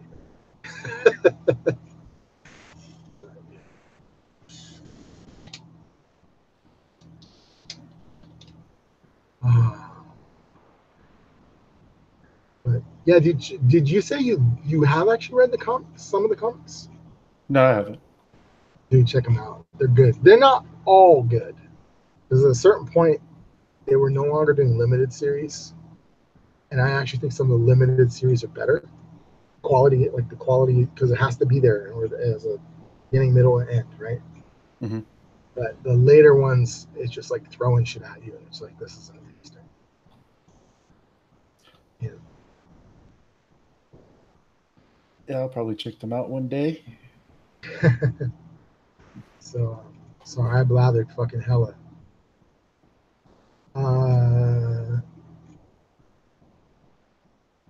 Oh yeah, this is actually Jabir's one. Did you check out this isn't geek culture, this is news item, but did you check out number 1? The one on the food stamps? No, I didn't see it. Well, I mean, this is something you might want to check out. So apparently, and I suspect that this is going to be dealt with for one of a variety of different reasons, but beginning this month, people are being kicked off of food stamps because there's always been a requirement on food stamps for like a work requirement. Like you have to do so many hours of labor or attempting to find work or something. And then after 9/11, they basically suspended that requirement and have been subsidizing food stamps as like just a blanket thing. There's no requirement. And then what happened is it's based on a demographic search, basically the unemployment percentage or the employment percentage within a region, county. And so certain counties in California, it basically, because these fucking number crunchers see it on data, The data says that no, it should be easy to get a job there. You know, productivity is higher, blah blah blah. Anyone could work. So they're pulling that out, so it's temporary, and you have to find part-time work. And then I think it says you can only be on it for 3 months. And then the only ones that are still have because there's a waiver for dependents. So someone that has children should be relatively okay. But what I read, I was like, fuck, what's going to happen to senior citizens? You know, the senior citizens are going to lose their shit. They don't qualify for work, or maybe aren't mobile enough to do that.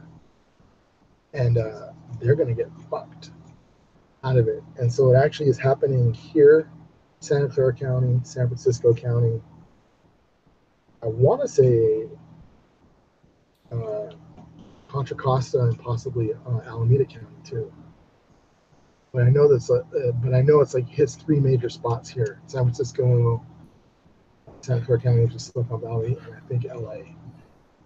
Well, Oh, I and know San they've Diego. been closing down a lot of departments in the welfare office. My mom works for the welfare office over there in Pittsburgh. Oh shit, She's been saying they've been laying off hella people, closing departments left and right. fucking A. They are definitely downscaling. My view of it is like, it's one thing to say it on paper. It's another thing to fucking do it, and you create a crisis. Because now you have angry people that are literally like, they're fucking, it's live or die now, right? Like, you can't feed yourselves, whatever it may be. Some shit that just kept your life with some dignity and survivability is fucking gone. And then the fucking fucked up thing is, and this is because Trump he's backtracked on other stuff the moment it fucking became too controversial, right?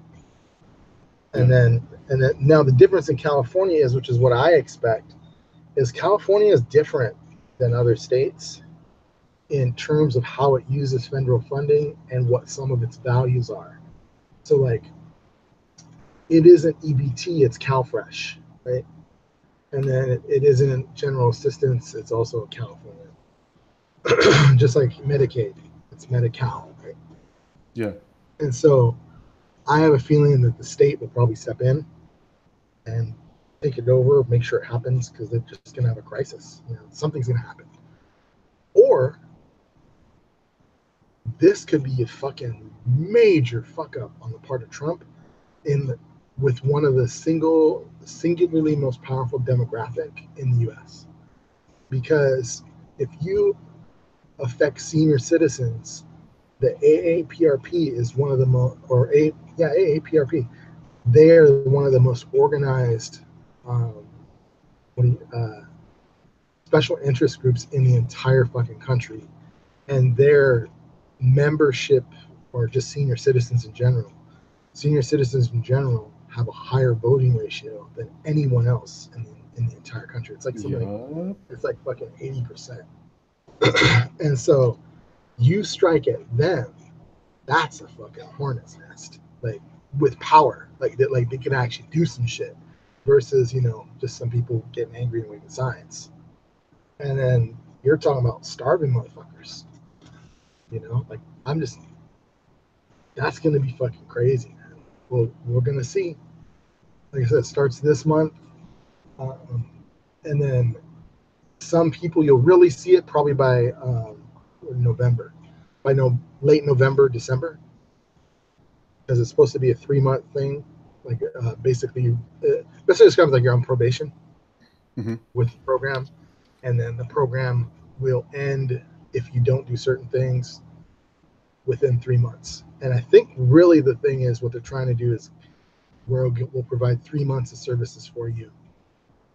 Find a job, and if not, you need to reapply, or some shit to that effect, is what they're trying to do, which is impossible. That's a nightmare for social services that are losing people.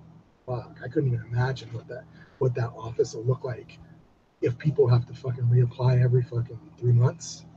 Yeah, it's gonna be crazy. It's already crazy. Absolutely. And there's a whole other demographic that's fucked too. that they definitely don't think about, which is ex-cons.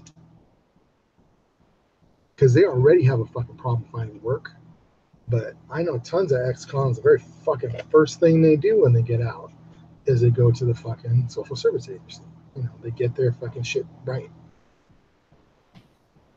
But how the fuck are you gonna try and do that shit when they're on probation and maybe some of their probation terms prevent them from working, or they're just fucking unlucky, don't have a job, don't have a place to stay, and now you're gonna do this other shit, pushing folks back into fucking crime and shit. Yeah. Yeah, I was hoping that Jabir would be here for this one, but but he was the one that pointed out to me. I told him about it because I got a letter about it. But that's gonna affect the hood in a big way.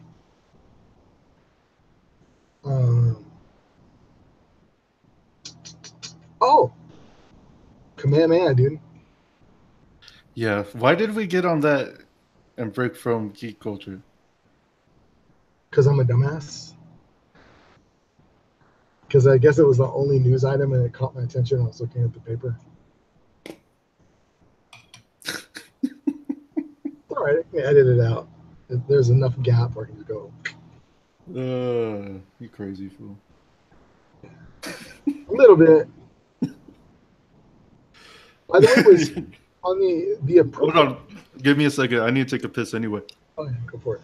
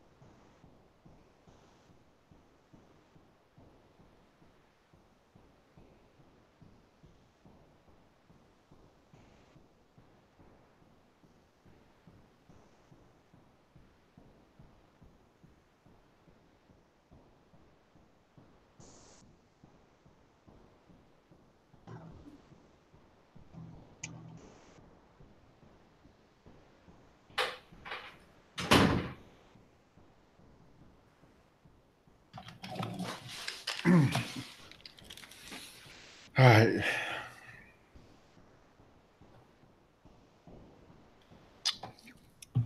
All right. I'm saying Kamehameha. Am I saying that right? Kamehameha. Yeah. Kamehameha. Okay, so you emphasize an H sound. Kamehameha. Yeah. Yes, sir. So Why don't you give, before you go into? Well, I guess you could do it backwards. I was gonna say, but give us some history of why this is fucking important. Who Kamehameha is. We'll get the particulars out of the way first. Okay. So The Rock and his production company, $7, the $7 Entertainment, whatever the fuck it's called, they are producing a Kamehameha movie, and he is starring as the lead role. And this is the second time trying to do it, right? He's tried to do it before in 2002. Mm-hmm. And crowd reaction to that, there's a lot of backlash because The Rock is Samoan. Mm-hmm. Kamehameha is Hawaiian. Should be a Hawaiian person.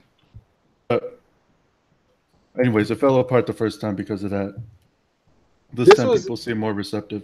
In 2002, he hadn't even really released The Rundown yet, right? Wasn't he he barely was in the Get Shorty shit? He was coming off of Scorpion King. Oh, okay. Yeah, that's still hella early. Yeah. Hella early. Yeah, that's when he sucked even more too. Like nobody wanted to see that shit. So yeah, there's a little bit of that controversy over there. But the reason why that story is important, Kamehameha the First was the one who united the Hawaiian kingdoms. Or he's the one that created the Hawaiian kingdom by uniting the islands.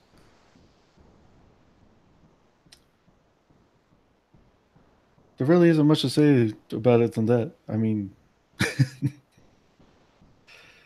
Well, was an important part. Kamehameha family's an important legacy.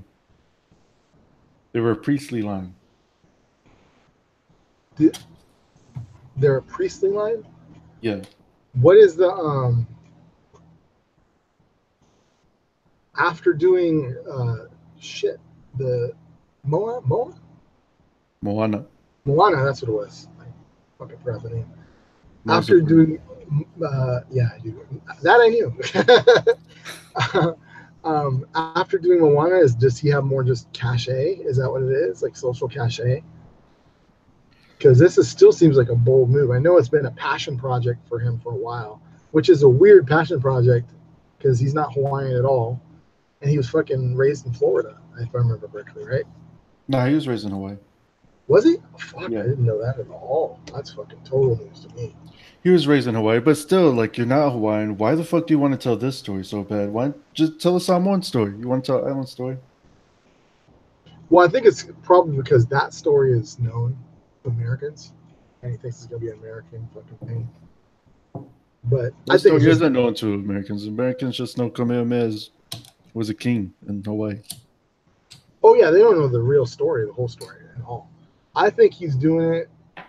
One, that dude is just everything is a vehicle for him. You know, I watched some interviews about his work ethic. That's pretty fucking serious. Um, which I got to give him credit for that. You know, like he fucking busts his ass. Um, but it's strange that why is this one? Why is it happening now versus previously? Was it strictly the backlash, or he just can never get funding, or is he self-funding it now? He's He said, self-funding now. It's his production company doing it. So he just started a production company that launched late last year, I think, or it might have been early this year. I think it wasn't it? He was the production company one of the first ones he did was some kind of co-credit for that fucking what the fuck is the name of that movie? The fucking earthquake one. San Andreas. Yeah. I think I think so. yeah, I think that was the first one, which is a fucking tentpole movie. So I'm sure he made some fat cash off that shit. Yeah, and I'm pretty sure they were involved in Jumanji too, and Jumanji fucking did good. Yeah, Jumanji is actually a good movie. Yeah. To our surprise. Yeah, they're pretty much involved in everything The Rock's doing from here on out. So, I mean, this shit got enough cash now that he can make his own movies. That's crazy. I just hope that they stick to the accuracy of it. And tell the Is story. he is he gonna do it in English? Does he said he's gonna do it in English or in That's Hawaiian? one of the problems I have. First of all, I'm sick and tired of the fucking Rock being in everything. Fucking just be a producer. Just hire someone else. No one wants to see your face anymore. Um, He's also starting to fucking age. Like it's like, dude, you're not. I get that you're fucking. I don't know if he's yeah, roided to the gills. You might be, he's turning but 8. He's way too buff to be fucking Kamehameha. And he can't even pronounce Samoan words properly. How the fuck is he going to pronounce Hawaiian words? And that's a movie that should be in Hawaii. yeah, sure. Or at least it should have a lot of Hawaiian in it. And that fool don't know how to pronounce it.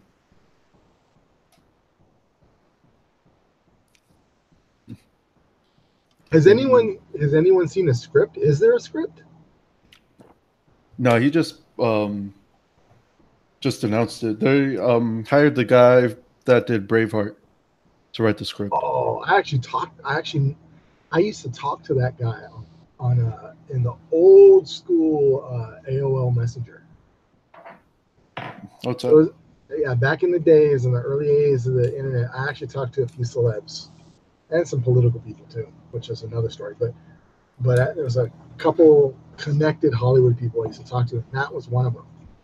Because and the main reason was because I was really into the Three Musketeers, and I think he did the one that I really liked, if I remember correctly. He wrote the one with Charlie Sheen and Kiefer Sutherland and Oliver Pratt. Have you seen that one? That was like a Disney one. Mm-hmm.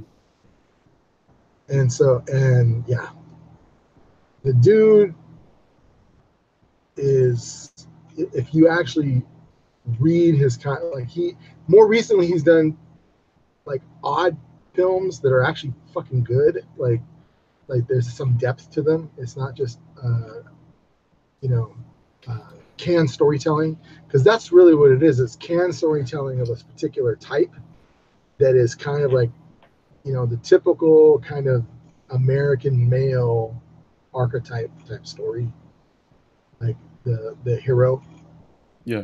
and it's just fucking constantly doing that. So and he's a white dude. He's white as fuck, because I think he did a native movie or tried to do a native movie too, and it was fucking horrible. It might have been Hidalgo. It might be Hidalgo or something else. I gotta look that fucking dude up. But he was kind of a dick. He was kind of a dick, not very culturally sensitive. And then I actually read some of his scripts, and the early versions of most of his scripts are non-cultural, basically. They're like just generic beats, and then someone else with some kind of cultural affinity, probably at the production end of it, like with Braveheart, does the actual legwork to make it look right and not like a cheesy flick. Well, hopefully they get somebody that can do that with this one, because it's not sounding promising. No. But yeah, it's interesting the backlash, the online backlash from it, from the Samoan community. Like, there's online backlash from most of the Polynesian community, and the Samoan community is mostly, not mostly, it's like half and half. A lot of people are defending it though. Interesting. I mean, what's Hawaii? I mean, what's Samoan? It's like it doesn't matter. He's a Hawaiian symbol. He grew up and lived in Hawaii. What is the is there a Samoan part to the story? Like why was he there? Why go there? Hold on 1 second. The Hawaiian line, the Kamehameha line, is basically, man, it goes back like far. So Kamehameha line is directly related to, yeah, but it's also a bloodline. It's a hereditary title. Oh, okay. But it's directly related to these two priests that came to Hawaii and kind of reformed the Hawaiian system. Their names were Pilikaea and Pa'ao. And they came from Samoa via Tahiti. So there was like when Hawaii was first settled, it was first settled by like whatever Polynesian population settled it. They developed their own system. Tahitians came and kind of, reorganized it. And then the Samoans came, and then the Tahitians came again, and the Marquesans. There's like a couple of waves that populated Hawaii to where we have it right now. Are they kind of migratory waves of just settlement, or are these actually like conquest, military? Not military, but just are these violent incursions, invasions, if you will? They turn into violent incursions, right? Because Pilikaea and Pa'ao, when they came, they directly came to, they were kind of like missionaries and shit. So when they came and they started preaching their shit and bringing in this new god, the god of Tangaloa, because before, Tangaloa is like the major god of all the Polynesian islands. Before Hawaii had Tangaloa, they had Hawaiiloa, a completely different god. So Pilikaea and Pa'ao came and brought in this new god and this new system, which caused new rivalries, and civil wars sprung out from that. So it wasn't like a direct conquest, like military-wise. It was more influence and shit. But yeah, so that's where the Kamehameha line comes from. Some people say that there were elite chiefs from Savaii from the Kamehameha lines. What's the difference?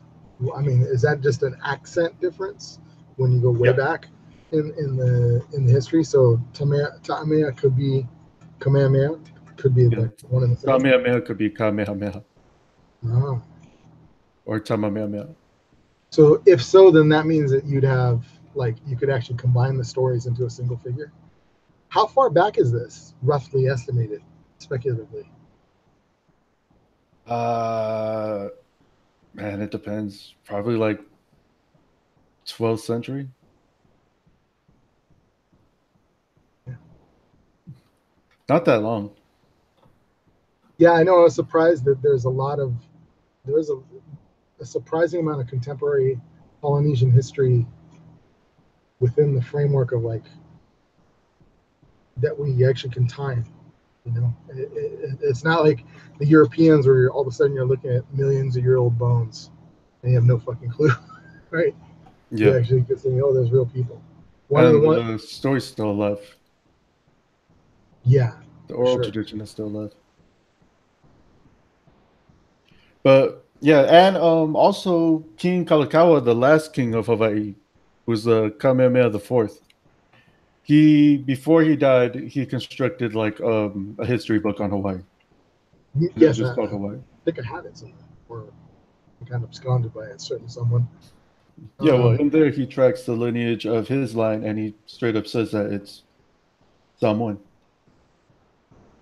Interesting. that they come from Samoa. In But either way, it doesn't matter. Like, fuck, he's Hawaiian. Hire a Hawaiian. Just make sure that Hawaiian isn't really Japanese or fucking Filipino, and can actually speak the language.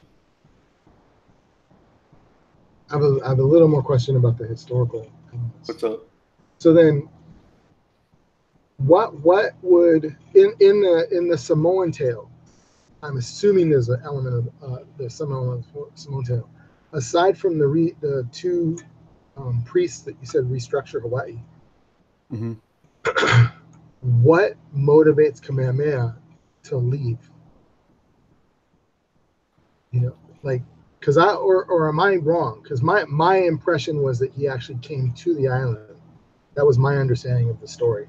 I don't know the story very deeply, but that was the long term impression I've had. Well, I'm just Or talking about the title. The title mm, traveled, right? It's not the same person. mm, okay, because of the priests. Yeah, Kamehameha the First comes later on. Mm. So he really was someone that was already from. Uh, Yeah, he's someone who's already like been in Hawaii for generations. okay, that makes more sense because I was, yeah, that's fucking totally wrong. Now, Yeah, now I see totally like because I think I got that shit from a reinforced version of the story, some fucking documentary, the ones I kind of told you about, these fucking weird ass like Thor Heyerdahl type shit, yeah. you know, that was awful from the 80s, probably. Um, There's no good documentaries. the only ones I've ever seen that are any good are like the nature ones, in the sense of like they're watching the volcanoes or whatever. It's like a lot of conspiracy ones too. It's fucking stupid. Oh, really? What's the conspiracy? Um, Or what are the main ones that they're using? well, I shouldn't say conspiracy. I just mean just far-fetched shit, like trying to connect Polynesia to Alaskans and shit like that. Oh, so this is like white conspiracy bullshit. Yeah, just trying to connect us to different fucking Did I ever tell you that there's a or Muslim doing the one? whole 12 tribes of Israel shit. Yep. I've heard that one too. Yeah. And then the other one I heard was like, they're Muslims that settle the islands. And I'm like, I don't so Yeah, you're like, nah, all because of a some lot of fuck. pork.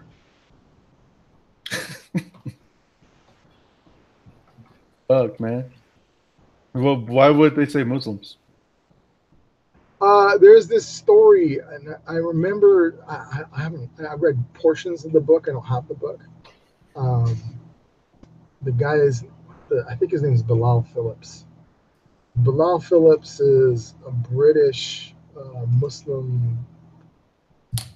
The what do they call him? I'll just use Shea because that's not really a title. It's a semi-title. It's a prefix. But he's basically considered a scholar within the Islamic world. He's also actually happens to be a professor.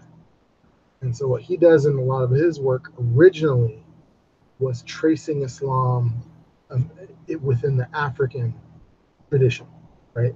Like kind of tracking Black Muslims and telling a story of Black Muslims, and kind of wrote multiple books and articles that are kind of definitive pieces that support that. Then he writes another book that is talking about Islam globally, and particularly the stories we haven't heard. So like they're trying to say like the Olmecs, all kinds of weird shit like that. And so in that storyline, I remember one of the things that comes up is that the people that settled,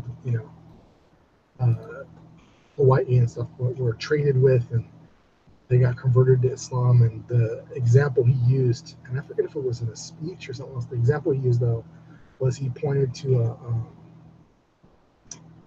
I don't know if a temple is the right word, but we'll say a sacred site or an abandoned sacred site or ruin, whatever it is. But it was a big rock formation.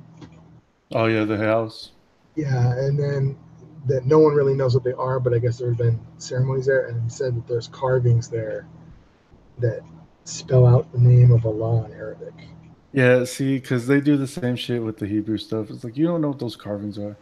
Exactly, but that's what it is. And that's just like when I hear people, they go, oh yeah, Ivan Van Sertima, they came before Columbus. That's all that shit's from a particular school of what they call Afrocentrism, not Afrocentrism in the generic sense, but a very specific academic version, which is junk history, basically. Hyperdiffusionism shit. Yeah, that's basically that. What's that? The new series, that series of documentaries is based on it. Fucking Roots, something Roots. I don't know. That's interesting. There's a whole like forgotten written Polynesian language. Interesting. Is there aside from carved stuff, is there anything left behind? Yeah. Well, I mean, it's all just carved stuff. Some rock formations and tablets and shit. Some tablets. But anyways, Yeah. fuck the Rock and the stupid Kamehameha movie. I mean, he just announced it, so it's not too late. He can still cast someone else. Hopefully, he does. Yeah, and I got to say that you aren't wrong about fucking oversaturation of the fucking Rock. Yeah, it's too much. Like Him and Kevin Hart need to go away for a while. yeah. There was this theory that came out a few years ago. I don't know exactly the year, but the Rock rescues theory of Hollywood. Like they would just cast him and shit Oh yeah, because they had a guarantee. Supposedly he's like The guarantees. Rock rescued Fast and the Furious. Yeah, Really which did is though. which is interesting that he has to be kept there because he does not get along with Vin Diesel, I guess. Well, you don't get along with anybody. You don't get along with Tyrese. Oh, yeah, that's right. Tyrese said some shit too. Tyrese went on a whole fucking couple week-long rants, crying and shit. Breaking up the family. Fast and Furious is a family. Fucking dumbass. Was he off his meds again? Because I remember there was that time when fucking Tyrese was off his fucking meds, talking crazy shit. Oh no, that dude's crazy. That's one thing The Rock was writing. He was writing that argument. But yeah, I guess The Rock don't like Vin Diesel or Tyrese. Well, And now he's doing his own shit. I know what he said. Like I heard that it was so bad with Vin Diesel that all of which one was it? Definitely the last movie, the one that what's his name died, didn't finish because he died. Paul Walker. Yeah, Paul Walker. Supposedly, almost all the scenes in which The Rock and Vin Diesel are in, unless I mean, because it could be mixed up. Rumors from the set, it could be mixed up and actually be about Tyrese, but they said they were shot separately. So like he would deliver his lines on camera, and then Vin would do his lines on camera. That makes sense. It's not like they even had much screen time together. It was all him and Jason Statham in that movie. Mm-hmm. What I wanted to see was I actually kind of want to rewatch the movie for that, but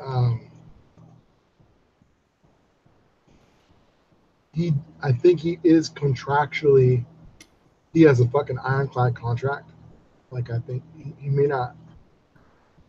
I think he may not want to do the films, and he might have the option not to do the films. But I think he has. They couldn't fire him from doing the films, assuming he wanted to do them, or they, you know. Yeah, Rock would know about contracts coming from WWE. Mm-hmm. But Well, he's yeah. doing his own thing now. He's doing a spin-off. Oh, there's gonna be a spin-off of his own movie? Yeah, that's what the whole Tyrese beef was about. Tyrese was mad because they're doing a spin-off with Hobbs, his character, and they're going to release it around the same time as the next Fast and Furious movie. So Tyrese was mad, saying that he was going to take away from their fan or from their box office or whatever, and that he was breaking up the family and blah, blah, blah. Well, the only way that I'd be interested in the Hobbs movie, and really it might just be curiosity, would be if he took two characters with him from Fast and Furious. I'm pretty sure Jason Statham is going to be a part of it. Oh, that would be four characters, three characters then. But, I mean, I'm sick of all those movies. Can we stop? Fuck Fast and Furious. I kind of like them. I really hate one of them. I forget which one it is. I think it's the second one. I can't stand those movies. The only one I liked was the Japanese one, and that was just because it was different. Tokyo Drift, yeah. Well, yeah. But you're biased with that one. There's also one of your favorite Korean actors is in it. Yeah, but he's Korean American. He don't count. Okay, that's fair. You don't count. Yeah, and I really only like him because he was in that one independent movie. Which is fucking dope movie. Even though that independent movie isn't that the one that his character is stolen from. Like they don't openly do it, but they say it's the same character. Yeah, same character, same name and everything. Han. I thought they couldn't use the same name. Or no, they couldn't use the last name, I think is what it was. But they did a workaround to include him in the shit. Yeah. Yeah, he definitely had the same first name though. Yeah, but interesting. Yeah, as for The Rock though, I'm fucking tired of it. Where I'm not tired of him is in comedy.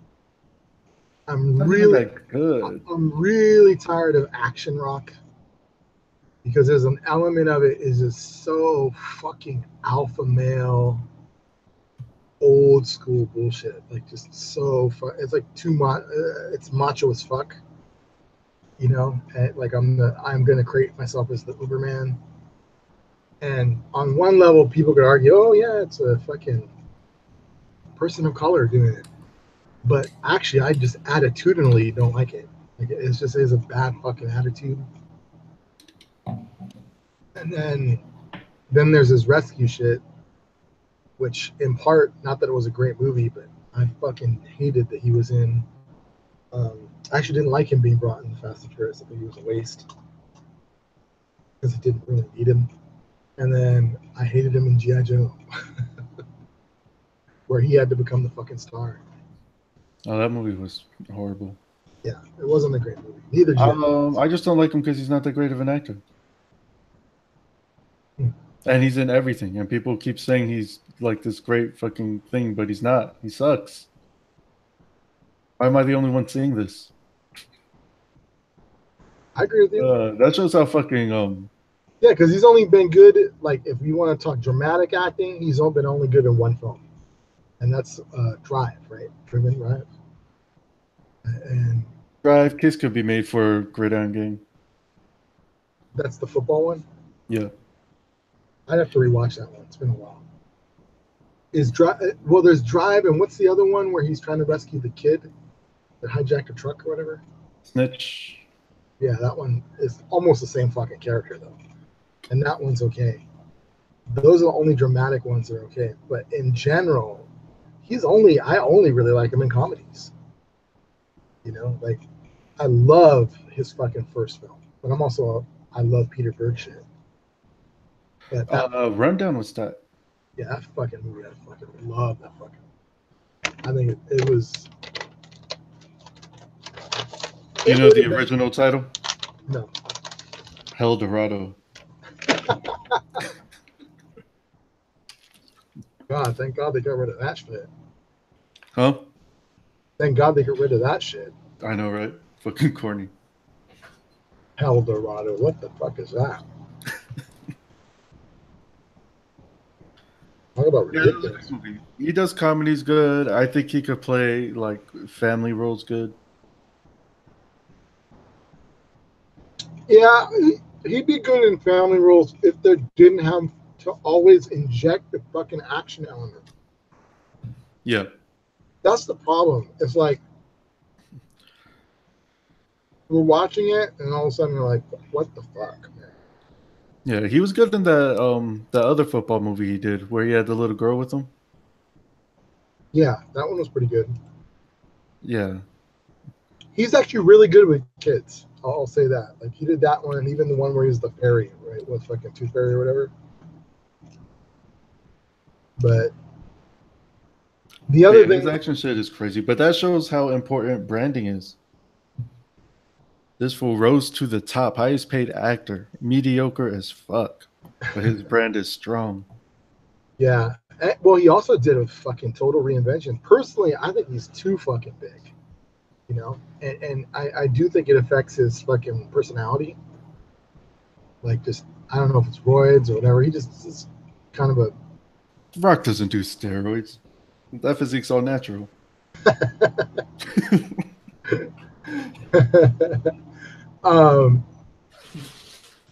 Yeah. But, what I was saying though is that when he redid his physique, I'm like, dude, enough already. You know, I actually think he looked better when he was slimmer. Yeah, when he was The Rock. Yeah, he looked better. He looked normal. He was relatable. Now he's not relatable. And Yeah, I'm actually like a meathead. And I'm actually a fan of his show. I actually like the TV show. Ballers. Again, Peter Berg show. But I actually do like the show. I need to catch back up. I stopped watching after season 1, but I liked it. Yeah, it gets better actually. And the current season is, I don't know if it's better. It's a little odd. But Russell Brand is in the new season. They brought him in as a regular. Oh, that's crazy. Mm-hmm. He basically plays an extreme sports agent. So, that fits his personality. Skating, surfing, whatever. Yeah, that fits him. Good shit. Yeah, and they actually added a.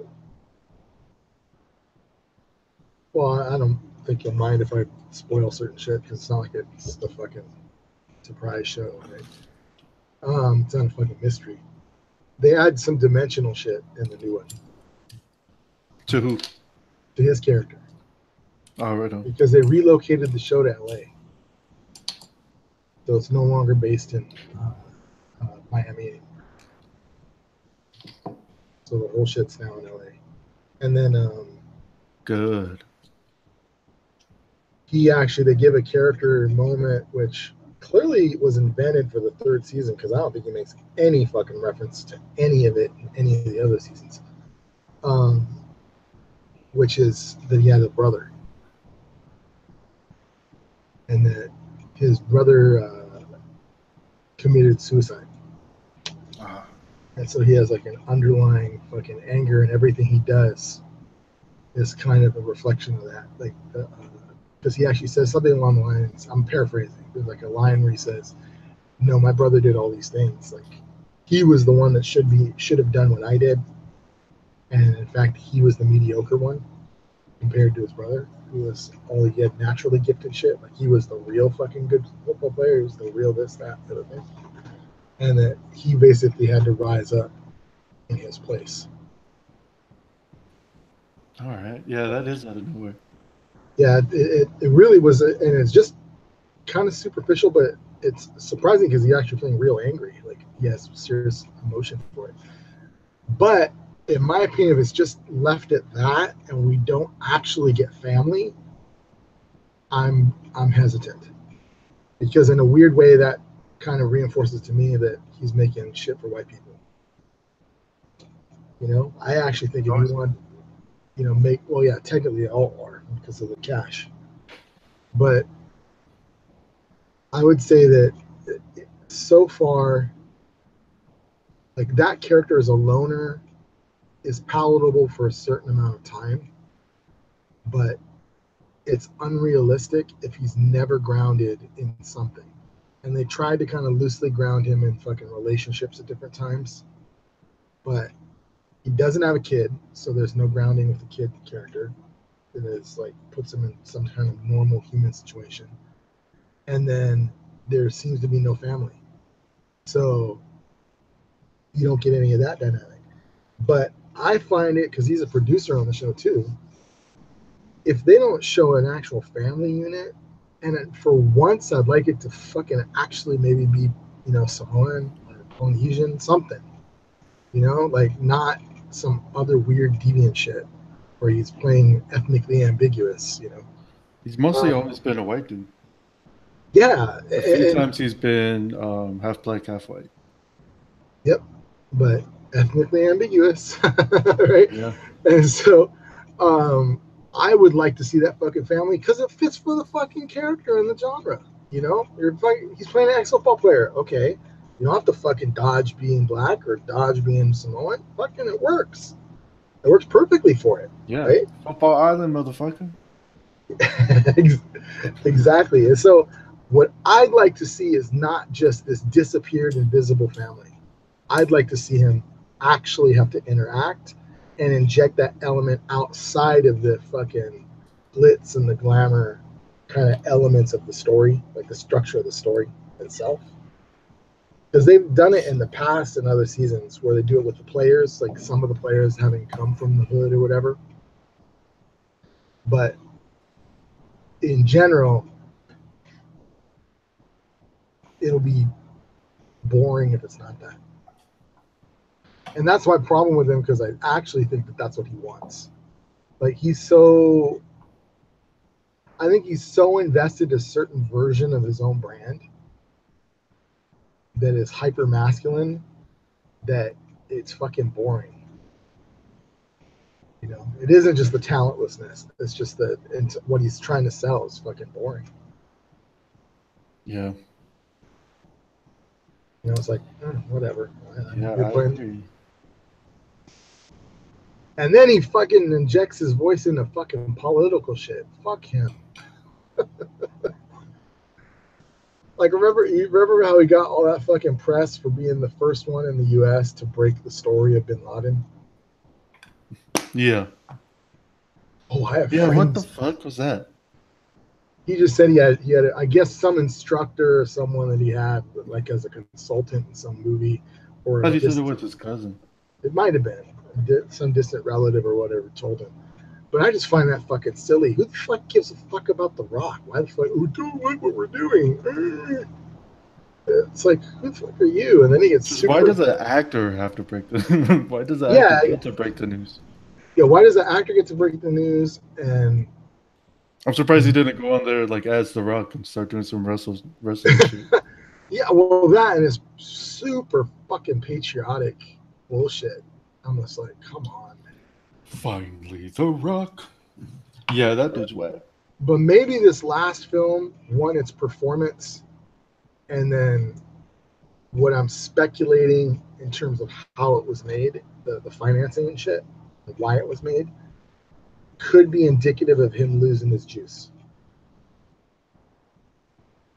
Because the movie sucked. And then he couldn't really sell that exact same stereotype. Because if he could, why wasn't that film set here? It was set in Asia, though. Singapore, I think, right? Yeah. And they probably got Chinese funding. oh yeah, for sure. But I'm just saying that says something to me about his brand. One, he's chasing the money and kind of internationalize himself, but the storyline of the character doesn't fit for going to Singapore. You watch that movie or no? I did, and that is a very Chinese movie as far as the premise goes. Oh yeah, And it works over there in China. It definitely works when I watch Chinese movies. It does not work for an English audience. yeah. Especially since it has some great It's effects. too far out of the box for people to. Why do you say that? Like, what is it about it that's so far out of the box? Because for me, because I'm a little older, I remember an old ass fucking movie about fire called The Towering Inferno. Yeah. And so, in my mind, that's the first thing I compare it to, plus the action element. The thing that I found weird, though, at the very beginning, is the entire opening sequence, and then this premise that it's two, like, I think were they SEALs or Delta Force, some shit like that, right? And so that these guys are in Singapore. I was just like, that feels weird to me. But it did have cool elements. Like I kind of really liked even though it was hella James Bond, was like when the guy shows what the mirror room does and all that shit. That was reminding me of Mission Impossible type shit. But and like I said, a little James Bond. But why is it that you've? Because it seemed really convoluted to me, the actual plot. But why? What makes you say it's a Chinese? Why it works as a Chinese movie? Is it the visuals? No, because it is convoluted and it is. Like a lot of different. unresolved plot threads. Yeah. It's just very different. I really don't have the words for it right now. Yep. But yeah, like the premises that sound dumb to us kind of work over there. Like you try to sell that movie over here, and everyone's like, "I want to see a movie about a fucking building." It kind of makes sense if you really, even though it's weird because the Chinese cinema is fucking old. It goes back to almost the beginning of the cinema itself. Just like Germans and a few other places. They had these fucking silent movies too. But weirdly enough, as far as a phase in terms of the cultural development of like their movie watching consumption, it really kind of reminds me of like 1970s shit. These big, with better effects, obviously. These big kind of epic disaster type movies. And then also what do they call that? What's that term for monster movies? The big monster movies? Oh, starts with the G. I don't know it by. Not Gojira movie. Gojira is just Godzilla, right? Yeah. Kenji. Is it Kenji? It might be Kenji. Kenji films or whatever, something like that. All I know is it's about big fucking monsters destroying cities. Aside from the Japanese shit, that also plays in the rest of South Asia, it seems like this, like tonally, the shit is hella like the shit from the 70s, which is bizarre to me because, and maybe I'm just misreading Asian cinema, Chinese cinema in particular. No, it's definitely going. They're definitely doing a lot of throwbacks now. They're bringing back a lot of the campiness too. Yeah, and that's the kind of like, it's just but the quality is fucking way better in terms of the effects and shit like that. But it's strange because also there's the Meg, right? Like the Meg was clearly packaged to be sold to a very particular market, you know, in terms of the every fucking cast member chosen and how things were, you know, are played out in the film. And ironically, it was a pretty successful film, and I actually liked it. It wasn't totally fucking horrible, I liked it. and it does have that color thing going on with it. Like the coloring is different too because of the Chinese style films, right? Yeah. Yeah, the Meg wasn't too bad. They really got to figure out some type of formula though for international films because they've been trying to do this for a long time and they're rarely ever good. What was the last decent one that played over here? Was what Ong Bak? Oh god, that's fucking old. Yeah, you're right. And if you watch those movies, like they fucking suck. I didn't The think action is tight. Why did that's true. But Ong Bak, I kind of was like, haven't I seen this movie with Van Damme? Like, you know, like I was like, hey, this is Or the like, isn't this like that first Van Damme movie, Bloodsport? You know, I yeah, think it was Bloodsport. That was Ong Bak, like as a remake, and then there's been what 4 Ong Bak since. yeah, and then they had the other one with the same actor, fucking The Protector. Oh, I haven't seen that one That was about the dude trying to save his elephant. yet. This was in Indonesia. Ong Bak was Indonesian, right? Or not Indonesian? Yeah, they were both international films. Like Ong Bak 2, I mean, The Protector was an international film. That's where he's in Thailand and his elephant gets kidnapped and taken to Australia and he goes to Australia. But yeah, international films. Yeah, they Fucking need garbage. like I'd love them to make fucking more movies like Bangladesh, that Thai film. That's a fucking tight movie. The You know, only international film I've seen that was really good was Time and Tide, which is a Thai, Chinese film. I'll have to look that up. But it's crazy. It's like this big international drug conspiracy. There's like they end up going to Mexico and shit in it. The only Well, problem with that movie is that it suffers from 90s Chinese editing errors mm, and where they don't put any transitions. oh, and it just shifts to one to the next. Yeah, so keeping track of time is a little difficult. Well, it's interesting. I mean, this wasn't a planned topic, but this is a conversation that we should have because the more I think about it stylistically, now I'm starting to see certain films clearly that are international. Like one of the ones that I didn't, that now that I think about it, had to have been an international film is The Assassin or American Assassin. American Assassin, I think it's called. Have you seen that one? Yeah, I did. That ending is absurd. I liked it in terms of effects and Was shit that like an that. international movie? I think it was an international film because that ending doesn't appeal. It was totally unnecessary in a world where you have a born identity, you know, or even a Yeah, Mission that's true. Impossible.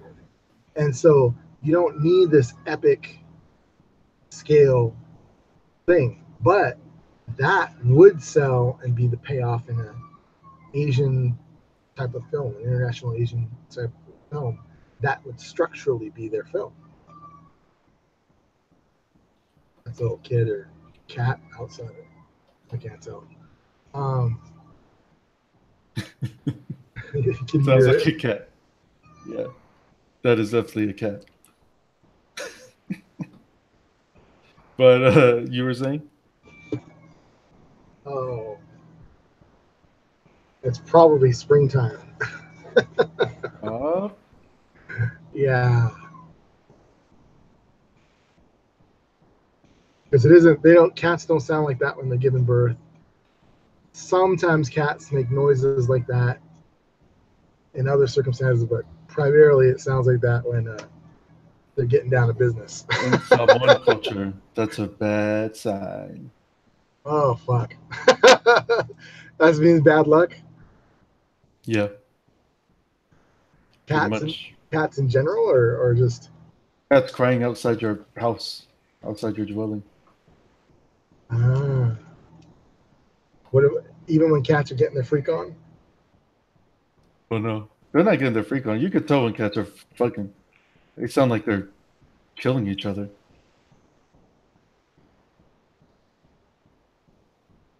I don't know. It got really quiet now. Maybe it was a kid, but I didn't think it's a kid because it's just too steady and it's still going. It's gotten quieter, thankfully. What were you saying though? I was just saying that now, like I can see how certain things are restructuring American cinema because it's just they're too fucking expensive, to do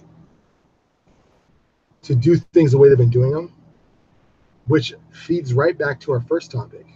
That interface could totally change the delivery of film entirely, and it's to its advantage, right? Like, they've already done dual releases, but I'm thinking you do limited releases or digital releases of the films and collect money that way, you know, because then you can actually lower the overall cost because the most of the cost goes into distribution, advertising and distribution for a film.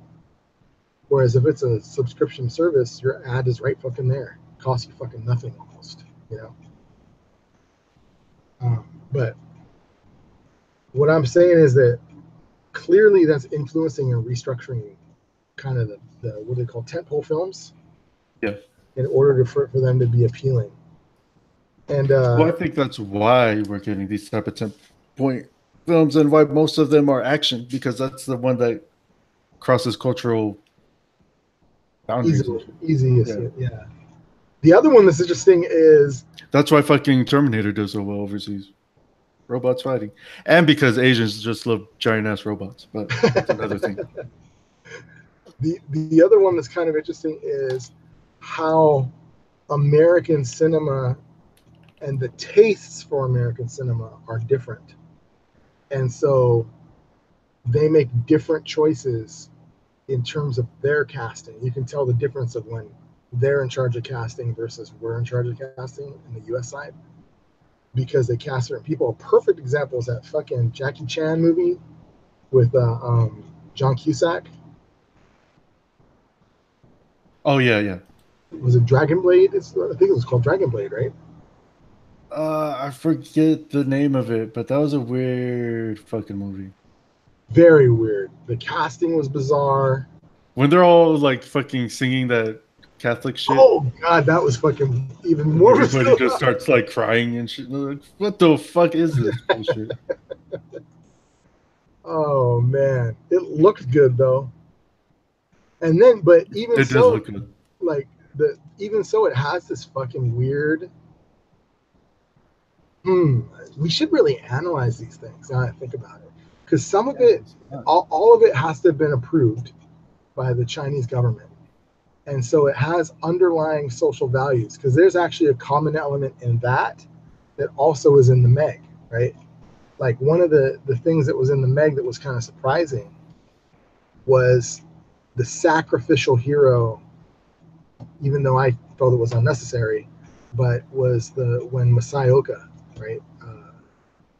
Right? I think I have the name right, right? Masayoka from Heroes. Mm-hmm. When he fucking kills himself, right? He closes the thing and says, "Get the fuck out," right? Oh yeah, yeah, yeah. And there's always an element of that in a lot of these films that there's a character that sacrifices themselves, in the furtherance of the plot. And then there's also someone that'll fucking, to our surprise, in a typical American movie, would survive to the end. Or if there's going to be death, it's going to be at the very end. But they'll get killed midway through the movie, even though Yeah. they had a prominent role. And you're like, whoa, what the fuck? But I think that's encoded values. Like they're trying to say self-sacrificing for the larger whole, very communist, socialist kind of value, right? Very common in all of fucking Asian cultures. And then Because Korea is the same way. and then the overarching spectacle, right? And the spectacle is a whole fucking other weird shit.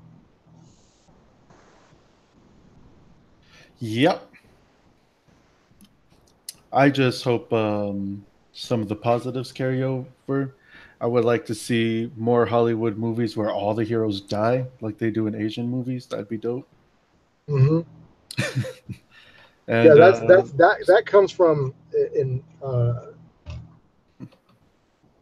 because wushu has two connotations, right? Wushu is the martial art, the artistic martial art, but there's also, I think, isn't it? Or I might have the name wrong term, but isn't it also a denotation of the films that were derived from opera, from Chinese opera?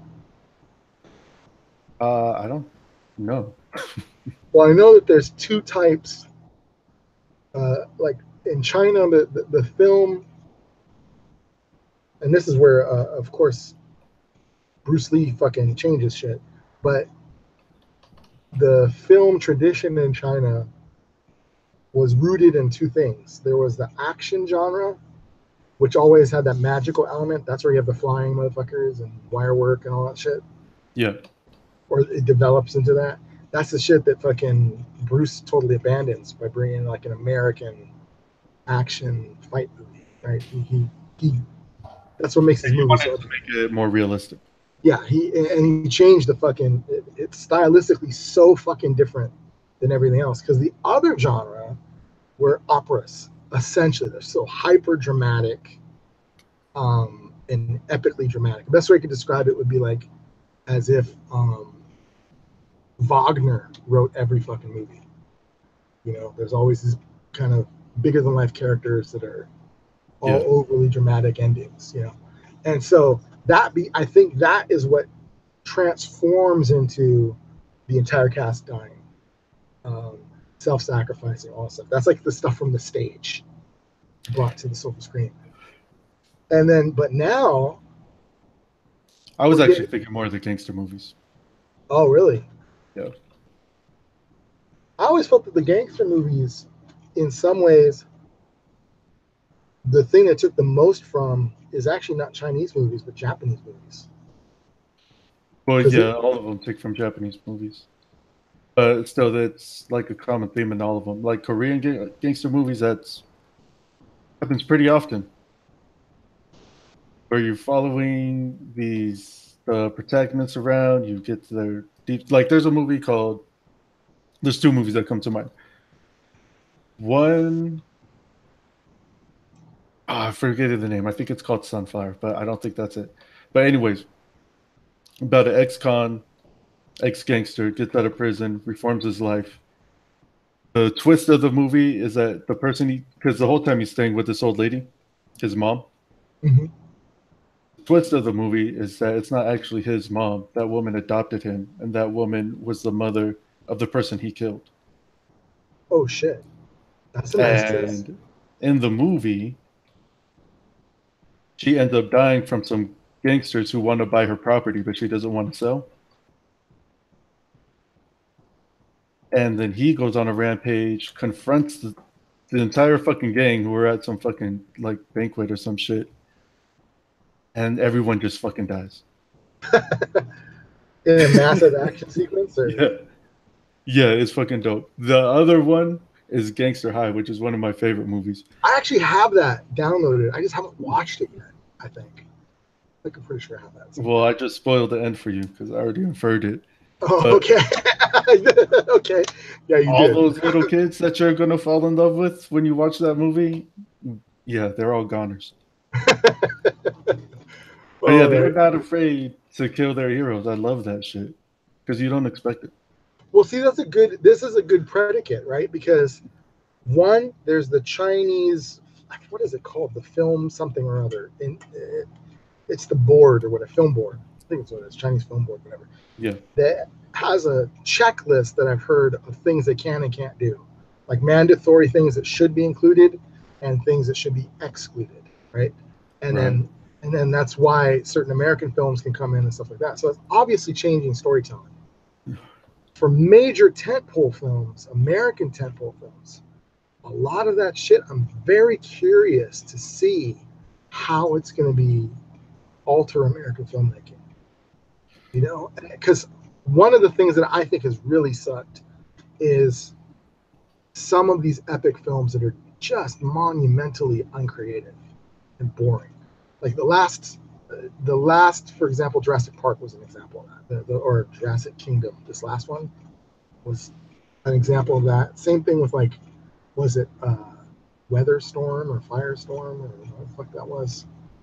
The one, the big sci-fi one about the weather. I don't remember. I don't think I've seen it. Yeah, it wasn't a very good movie. um, but there were these movies that I'm like, why did this get made, and why is it on this scale, and why is it released on this scale? Like, it's filling a slot where a good movie can be. And these seem to be by numbers films, you know, and canned scripts, you know, just generic and boring. And then, but by the same token, you have something like Infinity War. And Infinity War has some of the similar elements, but I would argue that Marvel is doing as much as possible to walk the fine line with their own creativity and what they'll be willing to show in a Chinese market. And if that's the case, then it actually distorts storytelling, except in independent cinema, right? Because the storytelling will have to fit. Because in a weird way, I didn't think about this because maybe that's the elements that I didn't like in Infinity War were kind of stuff that seemed forced. But it would fit into that because even like a ton of characters are killed, obviously, right? Several are self-sacrifices, and then even the villain is like a noble, self-sacrificing villain. Yeah. Because and so it's like it's a weird combination of stuff that would fail. And then the other thing is it's just not edited as tight as the other films. And then there's the canned camp, which I know you didn't like that any more than I did. You know, it's dialogue beat in joke, dialogue beat in joke, dialogue beat in joke. You know, like, but if those are, especially for like what we're talking about, the entertainment shit, that's actually a huge factor that we should really think about in terms of thematics, content, and the ability to sell. Like the next big one coming out is what, Battle Angel Alita, right? And that isn't that James Cameron? James Cameron and Robert Rodriguez making that, right? Yeah. So that is going to have a totally different fucking story that is meant to appeal clearly the Asian market, even though the character is an Asian character. And then you have Terminator coming up, which supposedly, I don't know if you heard about that, but something came up with Avatar versus Terminator. Like basically, I think they wrapped all of Avatar, a lot of the motion capture. Yeah. But now it's all rendering.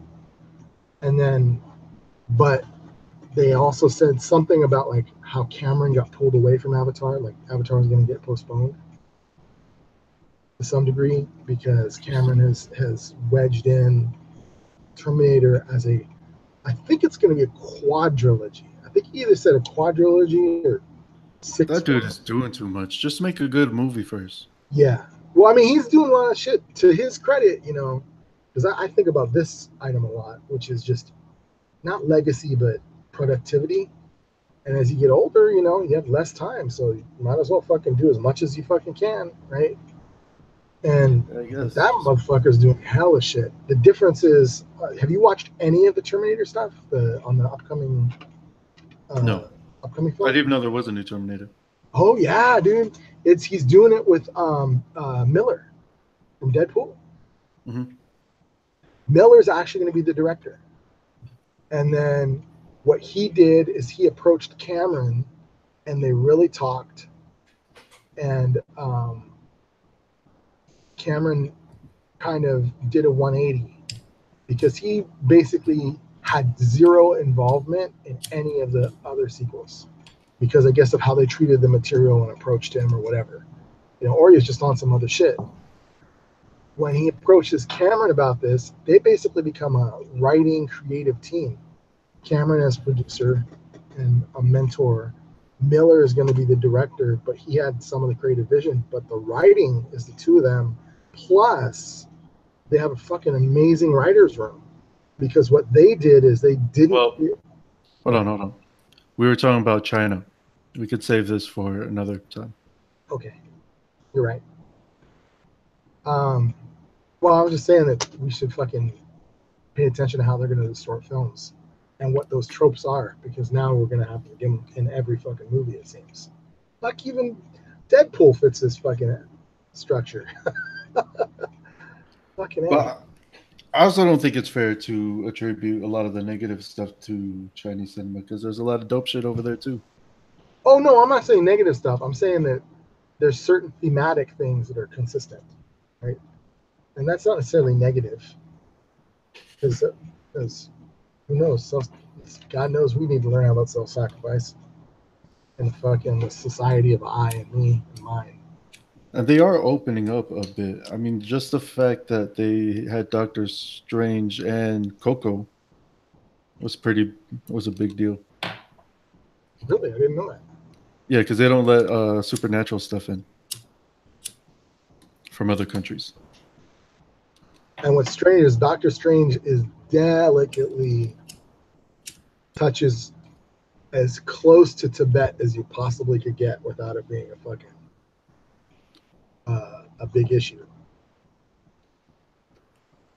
That's probably why he left the Himalayas as quickly as he could. He's like, oh, we're not sending a movie here. We're gone. Bye. Yeah, it's going to be interesting. They got to figure stuff out.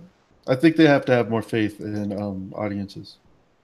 Yeah. Well, I think what's going to really occur also is that with all these streaming services, there's going to have to be an opening in China, right? That like it isn't even an opening. They're already the biggest bootleggers in the world. I guarantee there's bootlegs of this shit going in there anyway, right? And so it's going to have a dramatic effect on their movie production and how it affects, and the inverse of that, right? What we're going to take in here, because all of it's there. There's actually a really great documentary I recommend called Chuck Norris versus Communism or versus the World, something like that. And it does relate to this in the sense that it's basically a documentary about Eastern Europe. I forget which country. I want to say Yugoslavia. I think it's Yugoslavia. Doesn't matter. An Eastern European country. And how bootlegged American videos became a major part of the culture in that country and fed into the subversion of communism. But it wasn't subversion. It really wasn't subversion of communism. It was subversion of fucking corrupt, oppressive regime that they had over them, right? And that it big value. So it's like most of them were Chuck Norris movies, like Top Gun, which were like huge, influential type movies. And I think we're in the same moment. Like we're going to get a similar moment elsewhere where their cinema changes too. The question is, what are they watching? Aside from the big budget movies. Like, do any indies get through or television? Oh, from the stuff I see get released, there's a lot of romantic comedies. Yeah. And like detective shows and shit like that. You know what it is? It just occurred to me. Even though it has a lot of death and stuff, they're always told in like a dramatic way. I don't mean dramatic in the little d sense. I mean like in the form of the Greek tragedy. Not literally Greek, but they're tragedy stories, right? Yeah. But what there isn't is cynicism. And I would say American media production is deeply fucking cynical. It's not quite as cynical as like what they call it, the horror or torture porn type shit that came out of Eastern Europe, like Hostel and shit like that. Yeah. But we're in a very cynical space because television's fucking dark right now. And then the difference is most of these other movies coming out of Asia are actually pretty fucking optimistic. Yeah, Outside of there's the a tragic lot of drama. comedies. Just the Chinese movie I recommended to you just the other day. Yeah, I actually just downloaded it today. Yeah, that's a period film and it's a comedy. It's also like the fourth one I've seen this year like that. Well, I told you, and I'll tell you about the what was it the Kung Fu? What was it called? Kung Fu Yoga. Kung Fu Yoga. Yeah. Yeah, I There's still watched it. many of those movies now. Yeah, I've watched a bunch of them. I watched one that was I forget who the fuck started it. I know Kelsey Grammer was in it. That had to do with like spiders, and they yeah, some fucking ruin in the middle of China. And it clearly is Wow. an international cast. So I'll find it, but it's fucking really good. In terms of the type of stuff we're talking about, like it has all those elements, and then the cast is totally unrecognizable except for Kelsey Grammer. Yeah, man. Yeah, I gotta look into that. I never heard of it. Yeah, I'll find the name for you. I actually saved it from the fan edit and stuff. Right on. But yeah, it's gonna be something to look out for. I've been paying attention to this for a while. Mostly because I noticed Chinese movies just started to suck for a little bit. Hmm. This But actually this actually explains why certain franchises are dying. Like the Transformers would not work. There's no optimism. There were certain uh, story choices they made that fucked that movie, that franchise. You know, that in terms of the international market, which they absolutely need in order to support it. well, that's the reason why they're still being made. Those movies do well over there. But that's just because they're giant robots. That's true. Well, we'll see. I mean, the Bumblebee movie, by all accounts, seems to be going to be like in that positive thing. Like it's supposed to be a kids movie, not a kids movie, but more optimistic. Mostly Hmm. because the star, I've never fucking seen her in anything when she plays anything. It isn't optimistic. Yeah, man. Whatever. All right. I'm gonna use that, dude. That's gonna be our. I'm gonna use that, and when I finally make the intro for the show. Yeah, man. You know how Rogan has "Hello, freak bitches." I'm gonna throw that shit in at the beginning. Someone already has yeah, man. Yeah, but it's not in your fucking dulcet tones. Felipe Esparza. But yeah, that's a good note to end on. Look out for China. Shit's gonna change. Is But there anything else, or was that it? um, well, I mean, we could talk about the other stuff, but I'll just save it. It can be talked about at any time, which is the Kevin Feige, Captain Marvel shit. Because there's actually nothing solid that we have. That's a bit speculative, but I haven't heard anything solid out of Marvel yet. Yeah, I don't think we're gonna get any news until next year after Phase 4 is done. Yeah. What is Captain Marvel part of Phase 4? Like, is it the final film in Phase 4? Wait, what phase are we in? I don't know. What We're in fuck? Phase 3. So it's the last film in Phase 3 then, Well, it's because I not know the because Avengers is the last film. and then but is Captain Marvel has to come before Avengers, right?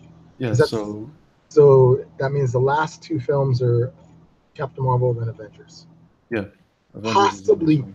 possibly Spider Man, but we'll see. Uh, And then in the rumor mill, they're saying that might be Sinister Six Spider Man, and oh yeah, we're in Phase 3. What's that? and then Um, they said the Spider Man might be finally doing the Sinister Six story. And then they also said that's one rumor. And then the other one that's kind of a rumor that came directly from Tom Hardy is there's already discussion of doing Venom as a trilogy. But my view of it is fuck Venom if he's not part of the MCU. And even on top of that, I don't really care about Venom too much. They're trying to create their Wolverine, you know? I don't either. I know Venom was popular for a moment, but come on. Yeah, that There's moment other passed. shit. Yeah, that moment passed, and then really his popularity is directly fucking relative to Spider-Man. You know, he's kind of nothing without Spider-Man. It's just a silly kind of story. There's not much. There is not much. I'm trying to think. Was there any other rumors?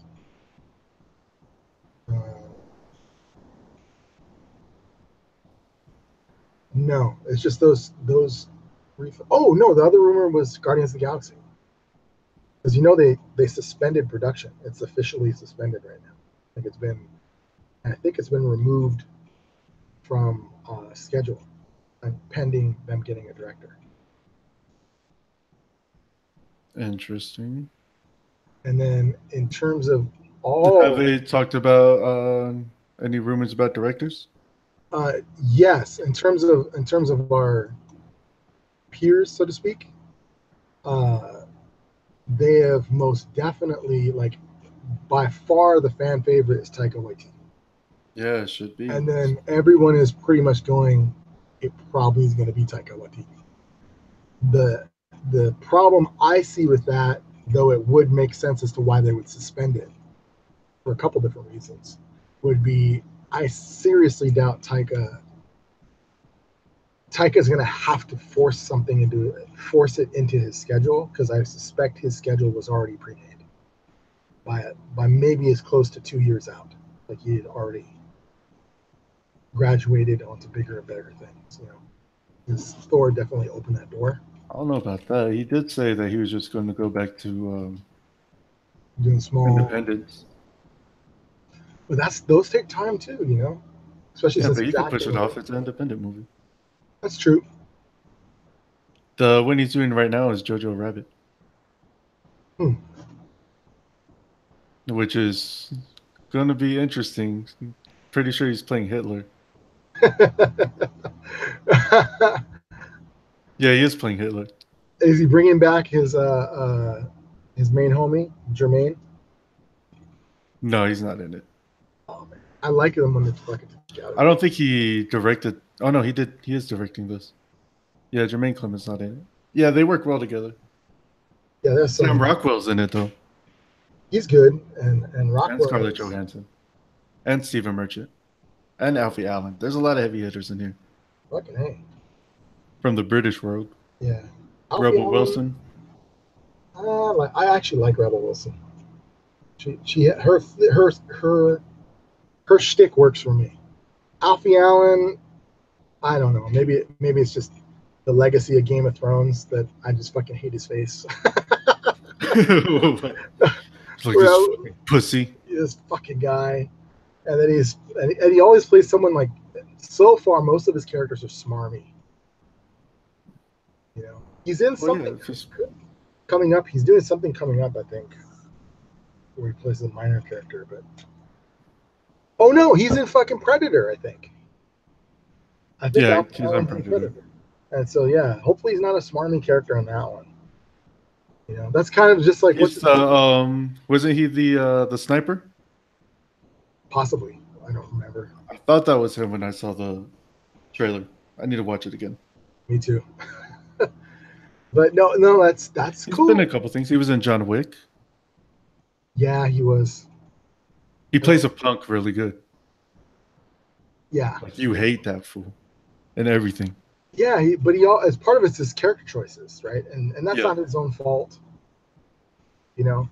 Because I would say Alfie Allen on the real is about as good at the same level in terms of talent as what's the dude that played Stephen Hawking? Who played Stephen Hawking? He was also the same dude. Was also in that really bad Wachowski movie. Which one? That's true. There's a couple. The big epic space one.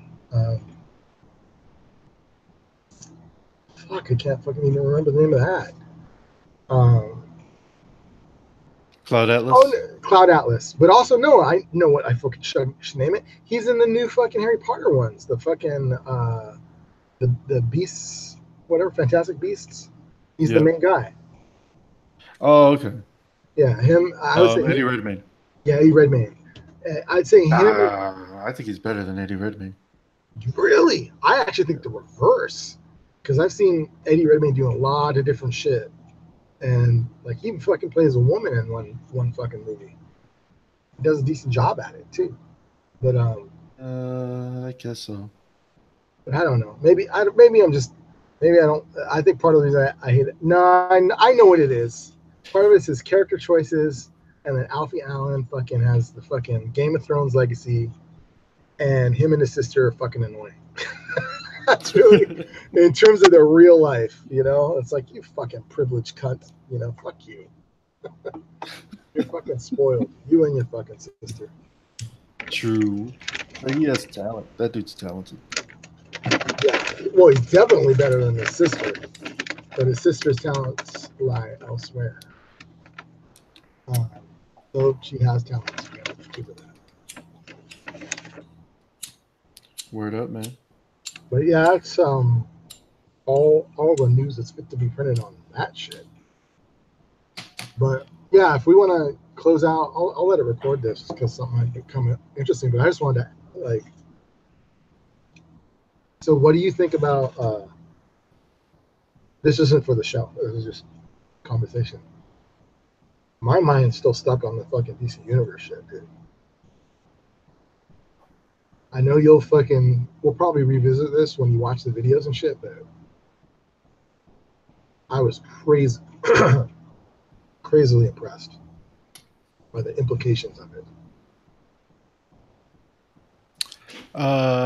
Yeah, I haven't seen it, but I mean, I'm definitely gonna get it. Sounds dope. I really don't have anything. I don't share your excitement or the level of excitement. I'm just waiting for it to drop so I could buy it. Word.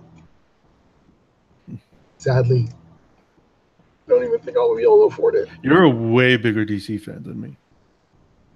Like, if this was a Marvel shit, I would probably be like losing my shit. But well, yeah, I could see that. Never been that much into DC. I've never really been. Honestly, I've only been into X-Men. That's how I was.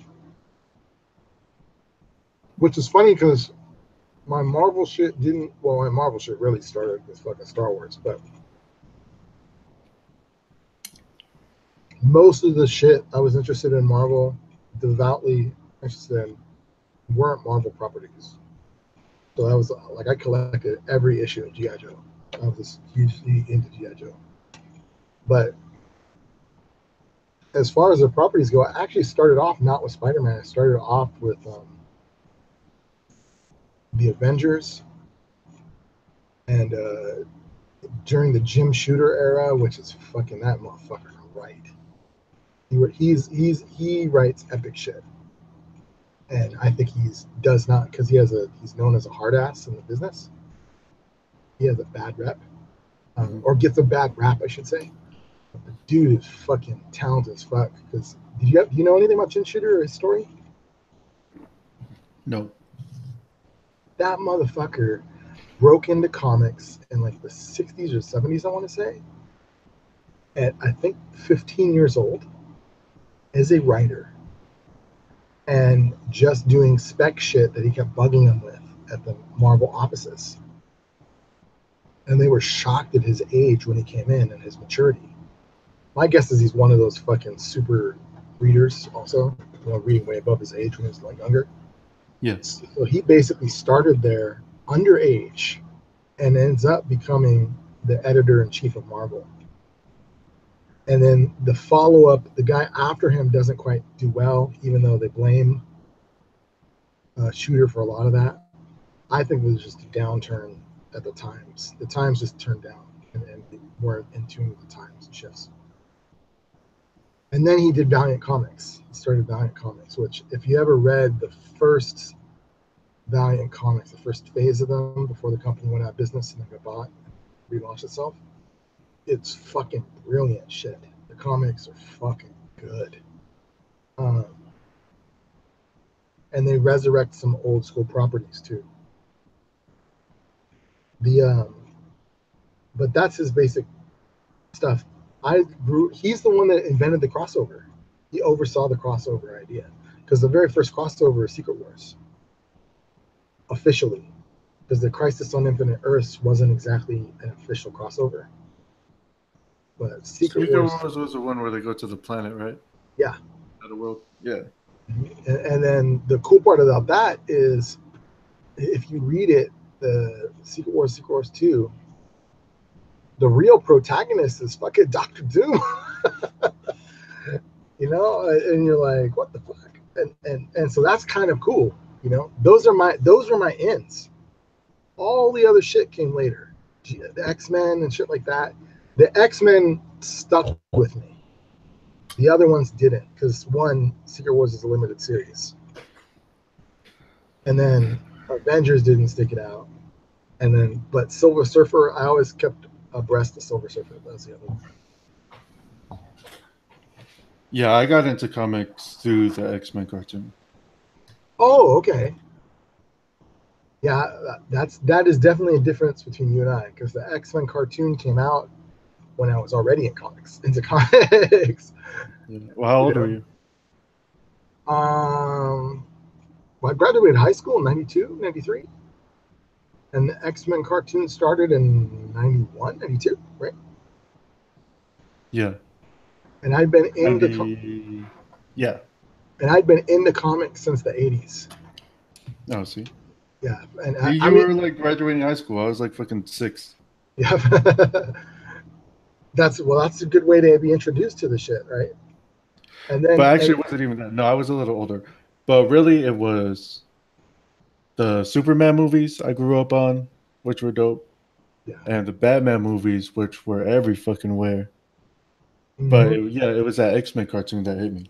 And that was the one that stuck with me. Speaking of Batman, I'm actually very curious about Batman, the original Tim Burton Batman, in what they show in DC Universe. Because a lot of people don't know this, but I have a vivid memory of it. But there was a theatrical cut, and then there's the cut that was released on home video. I suspect it had to do with the length of tape or something like that. But they cut a couple scenes that I've seen on fucking the Blu-rays and shit like that, and they aren't put back in. And it's just they're slight extensions of certain scenes, and they're just missing. And I remember going, what the fuck? Because I bought that movie. Like you said, it was everywhere, right? I had fucking trading cards even. That fucking movie. But I'm wondering if that's going to be in DC Universe, like if they're going to play the original version of that. It's a silly little thing, but we shall see. Like, you remember? I mean, it's been a while ago, but you remember the sequence where the Joker is on the ledge, not the ledge at the rooftop, but in the museum on the ledge on the stairway. Yes. And he goes, "Where does he get those wonderful toys?" Right. Yeah. If you watch it now in the version that you see, it has a quick cut from that immediately to like the wheel of the Batmobile turning and it's racing off, right? There's actually a sequence missing, which is right between there. If you watch it, they're chasing him down the stairs, right? Like there's this battle going on, and that's where he uses the thing, swings down, blah blah blah. But the people are racing down the stairs. So what happens to them? is that if you watch it, there's a cut missing. And the reason is, and this is what I mean by like, why cut it? Was what he does is he has like a weird metal capsule thing, and then he tosses them, and then it causes some kind of like, coughing gas that masks the escape and stops the people chasing him. And so he does that, and then he jumps in the Batmobile. And then he goes, where does he get those wonderful toys? Hence the plural, right? Because otherwise, why would the Joker kind of be paying attention to that? And so I found it weird. I'm like, wait, there was a scene here, and then it's missing. Silly, stupid side thing, but just something I remembered. I haven't seen that in forever. I gotta watch it again. One of the things I do want brought back, and they kind of did it in Batman v Superman, is the superhero themes. Oh yeah, yeah, yeah. Like that shit, when that first note drops, that shit hits you. I do like the themes. Like I really like. There's especially in the newer shit. The best one is fucking by far. Wonder Woman's fucking theme is the shit. I love that fucking theme when she first appears in Superman with that fucking drums and shit. Oh yeah, yeah, yeah. Her shit is tight. It took Yeah. me a minute. I don't remember. You're spot on about that because yeah, everyone knows the opening sequence of the original fucking Superman, right? Dun, dun, dun, Yeah, dun, dun, that shit. yeah, and That's Batman. that's a good fucking call. Marvel definitely needs to do a better job at that. I can't distinguish any of them from each other. Marvel has a couple good ones. The best one by far is in the TV series. There's one in Agents of S.H.I.E.L.D., particularly when they're dealing with the Kree. That's the fucking shit. It's a cool fucking one, but it's how they use it really fucking works. Most of the other stuff, you tune it out. What I don't like though that I've noticed in some of the Marvel stuff, I forget what it was I was just watching. I was just watching one of them, but I know it bugs me from fan edit perspective, but also it bothers me when I'm watching the movie is when they throw in campy, unnecessary music, like the hero music, but it isn't a theme. It's just the hero music of the fight, you know? That fucking shit annoys me because it's distracting and it seems like very 90s or 80s comic book movie. And they do What that part? shit when they just play like it's almost like it's not quite as bad as the 1960s Batman, but that's where it really originally comes from. But the fight themes, where they have these kind of campy, hokey Oh yeah, superhero yeah. music during the action sequences. And what I find that bothersome is that one, it detracts from the action. Because like even Batman versus Superman, where that sequence works, even though it's a shitty fucking thing that I really wish they'd never done, which is the Doomsday element, right? But was how Wonder Woman gets introduced, but also the other characters, their theme kind of just starts and then goes away, right? Like starts with their arrival and it doesn't persist. So not every fucking battle we're hearing her theme. You know what I'm saying? And whereas in Marvel movies, that's actually kind of there. Oh, I know what it was. I think it was in the Fox movies. The Fox Marvel movies were doing shit like that. Yeah, well, Fox made a lot of weird, dumb choices, but they should just bring, even if it's just in the opening. All I want to see is a Batman movie with that old school theme back. Oh, like the actual old school remake? You don't mean the Da, TV da, one? da, da, da, da, da, da. Yeah, yeah. Hell yeah. I know the one you're talking about. It's the same exact one that plays when in the first movie when the jet goes up above into the moon and then drops back down. Yeah, it plays in a couple scenes. Plays when he's driving the car through the water fountain. Hmm. Yeah, that theme's dope. I actually think that sequence the where he's driving the Batmobile in to Wayne Manor right immediately after escaping Gotham. That particularly the scene I just mentioned earlier. I think that sequence right there is what really, just the way it's lit and stuff like that. I think that's the sequence that brought about Batman the Animated Series, because there's a couple shots in there that are almost exactly the same as the animated series shots. That would make sense. The animated series was dope too. Yeah. So was Spider-Man for a little bit. Iron Man, not so much. The cartoons, you mean? Yeah, I haven't watched those. I'm the kind of. 90s cartoons. I watched. No, I've watched some, but I haven't watched all of those. I just got too many, especially Spider-Man. Doesn't he have like 4 different fucking ones? Yeah, I never watched any of the ones after, but I watched the first because that was my age. Fucking every Saturday morning cartoons. Yeah, Spider-Man was good. Batman was really good. X-Men is my shit. And then they had an Iron Man one that wasn't too great. That was the. Well, there was a movie, right? An Iron Man animated movie, and then a series, right? I don't know which one came first. I just know the series. I didn't even know the movie. Well, I know the Avengers series is pretty good. What I've seen of it is pretty good. The one, the one that actually is really good is Guardians of the Galaxy. It's different enough that it's not the movie, but the movie clearly influenced it tonally, so it actually pulls it off. And I'm not a Guardians of the Galaxy fan, so. Yeah, I've never seen any of the newer cartoons. The last ones I saw were like some of the X-Men ones, but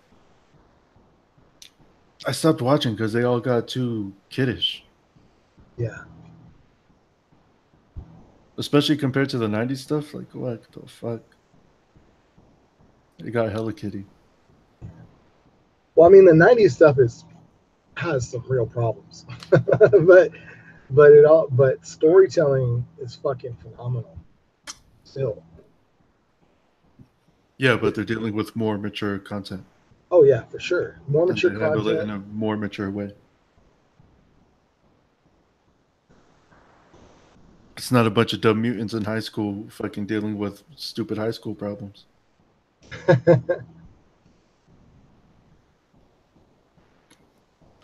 But yeah, that's where DC fucking kills the game. In the cartoons, you mean, or Yeah, just in television in general? the cartoons. One I of don't the, think their television is as good. I think the thing is, well, the Marvel television is more dramatic, that's for sure. But I think in I'm terms not of, even comparing to the two. I just don't think it's as good as people say. It's definitely better. But if I look at the shows that I've watched, yeah, I like The Flash. That's about it. Their cartoons are all dope though.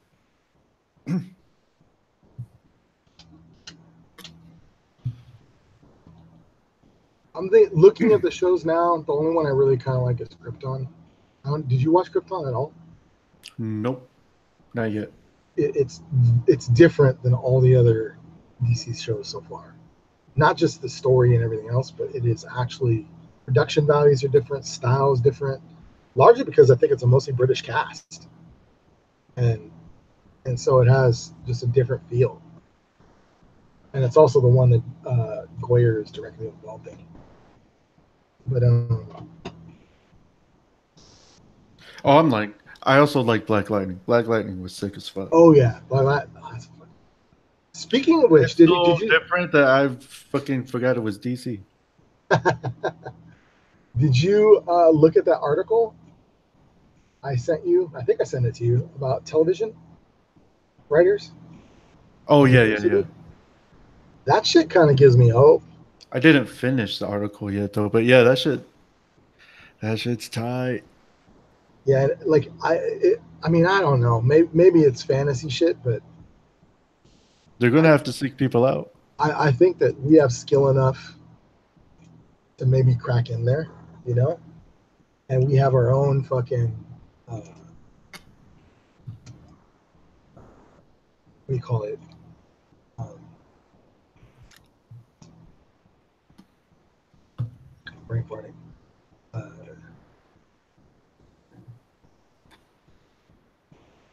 our own fucking niche, like a street niche. Not to say there aren't probably other, you know, hood folks with some skills, but I think we have could bring some authenticity to some of that shit. I don't know if that's an ambition of yours, but I'm just saying. That would be tight. It's Yeah, there's a couple of things that I want to write, but I'm just scared of all the work that needs to be done for me to write them. interesting. A mountain of fucking research. Give me a second. Be right back. Get ready.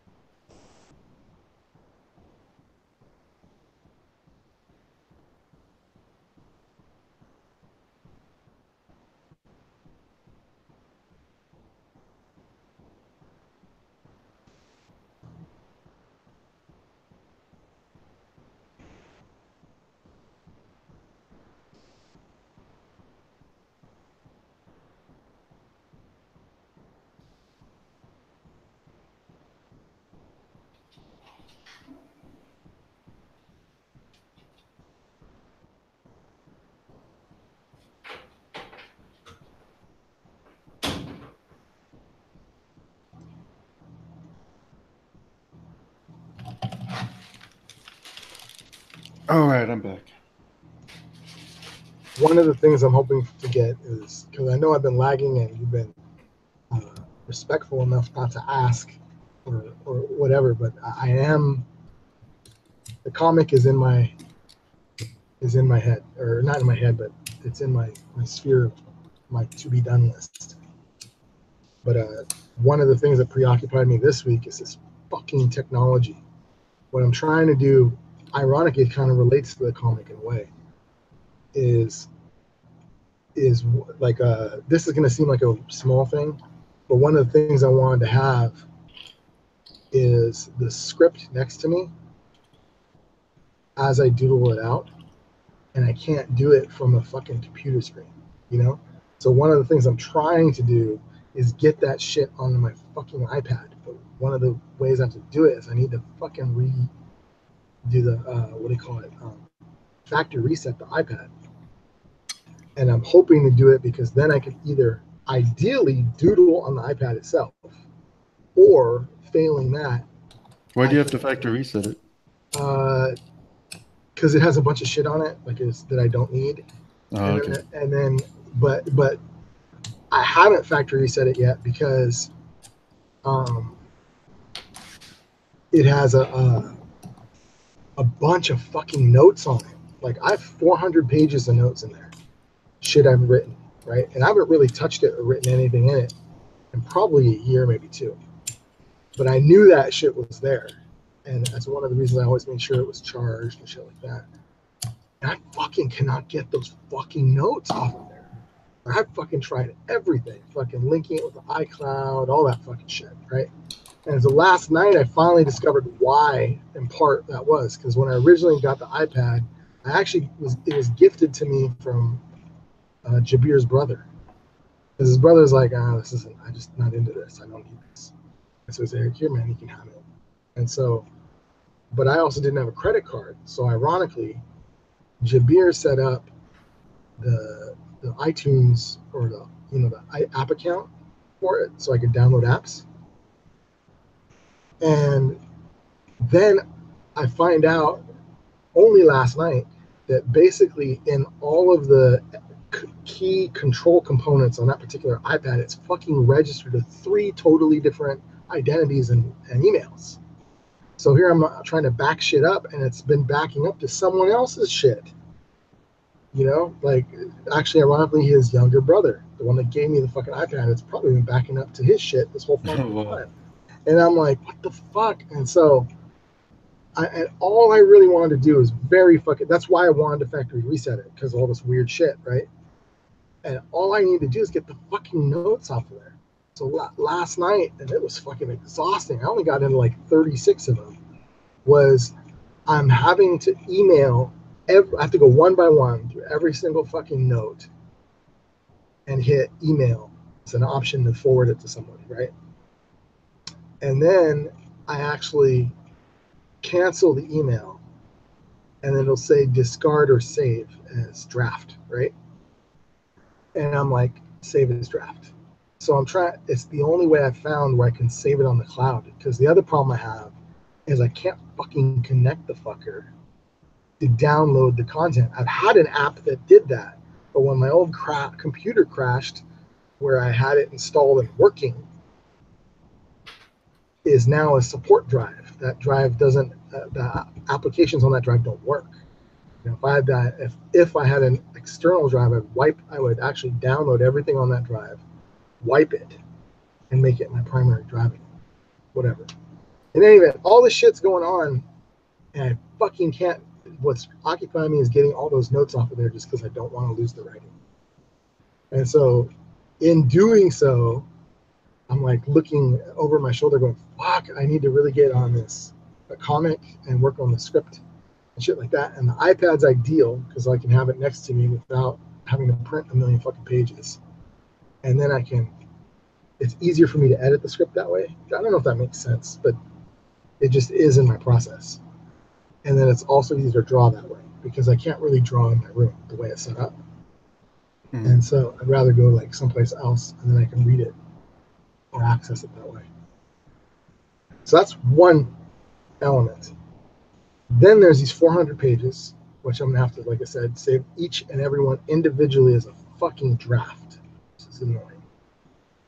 And then there's my own kind of creative ideas, and I have some that challenge me too, like not so much research-wise, because really the biggest research ones are probably my fan edit bullshit. But I actually been coming up with stories that are just fucking way difficult to write.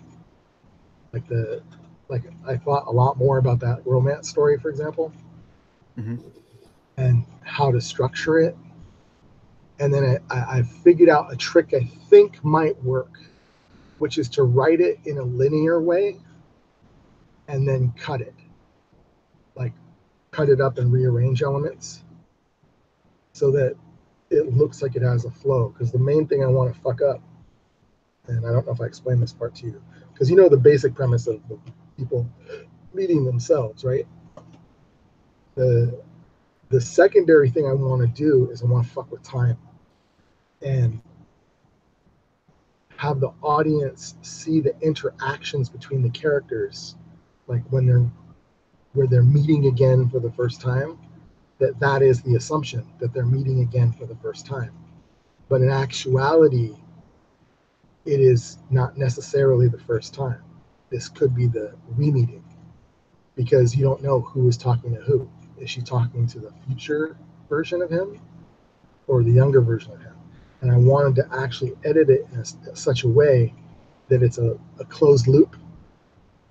And so that where the beginning of the film is actually where the end of the film is. Just you're seeing it from a different perspective, but you don't know it. And I have a kind of a trick to do that, but writing it is fucking difficult. And then I came up with, weirdly enough, as I wrote this story, I was like, I was taking notes today, and I'm like, oh shit, I think I know how to do a second story. which is originally, and it started because I was doing a synopsis of the story, and I wrote the title. And when I wrote the title, I actually put a slash and did, a local version of it, like a San Francisco story version of it. And then it popped in my head. I'm like, well, wait a minute. Why don't I go, yeah, you could do that. But what if I tell a variation on the story that is actually the other side of the conversation? Because I picture in my head kind of how the future version of the male protagonist starts, which is you seeing him in basically the Paris airport, which is Charles de Gaulle Airport, I believe, where on his cell phone telling his wife or whatever, oh yeah, I arrived, blah, blah, blah, blah, blah, blah, right? But you don't hear her end of the conversation. And so what I was thinking in the San Francisco one is, what if you actually see what happens with his counterpart, his wife and the kids, in a different story? And in the midst of that, I came up with an even fucking cooler story, which was, and I was starting to see cameos and interconnectivity between all my stories. Like I have all these different stories in this kind of super magical realist world kind of thing, even though this romance was kind of like more dramatic. And the story I had in mind was the idea of an airport terminal as purgatory, and having this kind of seemingly innocuous film with a lot of these kind of eccentric caricatures in terms of passengers that are walking by and their conversations and the dramas they're in, and they're just waiting for this delayed flight. And then in the process of the conversation, the majority of the film was carried by a conversation between two people. I'll just say the traveler and the traveler and the old man, say. And the traveler's just waiting, and the old man's just kind of sitting there. And what you realize by the end of it, because I want to use a cameo of the guy that goes to Paris, is you're actually seeing the point where he leaves, where he's in San Francisco leaving the family. And it's just something you see in the background, right? But the actual premise would be, what if every departure flight was a departure of faith? I was kind of thinking of it in religious terms, this idea of like, we're deciding where you're going. You're just waiting your fate. You don't even know you're dead yet, type of thing. And I want to just very minorly imply that, but I wanted that kind of weird ass setting in the airport. My original idea was in San Francisco airport. Like, how would I shoot this? Because most of it is really simple. I'm imagining it. You've been in that gate, right? The departure gate. And mostly in that departure gate area, not where you're getting processed, but the part after it, in that area where people are just sitting in those restaurants and all that shit. I think that'd be a cool place to do a film. And then in my head, I'm like, well, wait a minute, why don't I place it in New York? And then imply that from the first story, the Paris story, that actually it's a connecting flight. And so it's not a direct flight from San Francisco to Paris. It's a flight from San Francisco to New York to Paris, and vice versa. And then the implication being that actually some future point, I'll write a New York story, aside from this terminal one, the one on the airport terminal, but that New York is the one that distorts time and space. Does that make sense? So yeah, I've been fucking all this shit in my head, but the reason I bring it up is I'm thinking, I'm like, fuck, I don't even know how I can write that. Like, I'm like, that sounds good. It all sounds good, but I don't know if I have the complexity of the story, And then I've been watching some stuff online that I've heard it before, but what's weird is I was never taught this shit when I did like the film school stuff. They didn't use this method, which is the index card method. Yeah. Have you know about that, where they put all the shit on a board or whatever, and then I know that tool helps, but I know that's just not at all my process. I'd have to adapt that to my process. Do you try and do stuff like that, like where you actually trace every character and their arc? Yeah. Um, but I usually get burned out and then stop. So do you have like a large collection of like different stories, or just like little notes to yourself about stories? Because that's my problem with fucking tons of notes and partially started stories. Just again and again and again. Well, Tons. the way that I've used to do it, and I've stopped doing this because the way I used to do it wasn't productive at all, is I would have a story in my head and then I would just start writing it. And then I would stop and then completely forget the fucking story that I was trying to Oh, tell. ouch. Yeah, what I've been trying to do is, even though they're spread out in all kinds of different locations, this is why I'm trying to get all my notes together in one place. Is I will drive. Sometimes it's a little note as in relationship to something else, and they're spread across multiple locations, or I have to write the basic plot down and then kind of bullet point reminders of key stuff in my brain. That's the only way I'll retain the stories, because otherwise I probably won't remember.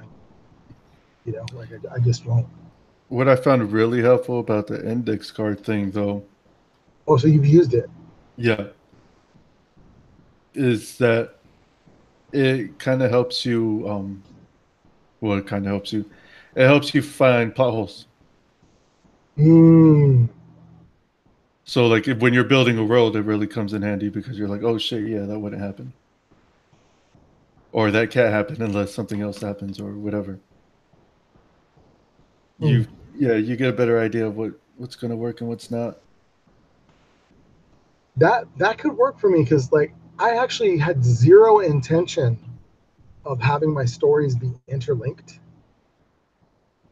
But lately, for whatever reason, I've been having these really creative ideas that can cause these things to be interlinked and function within the same, not directly interlinked, but within the same setting. Like it's the same world.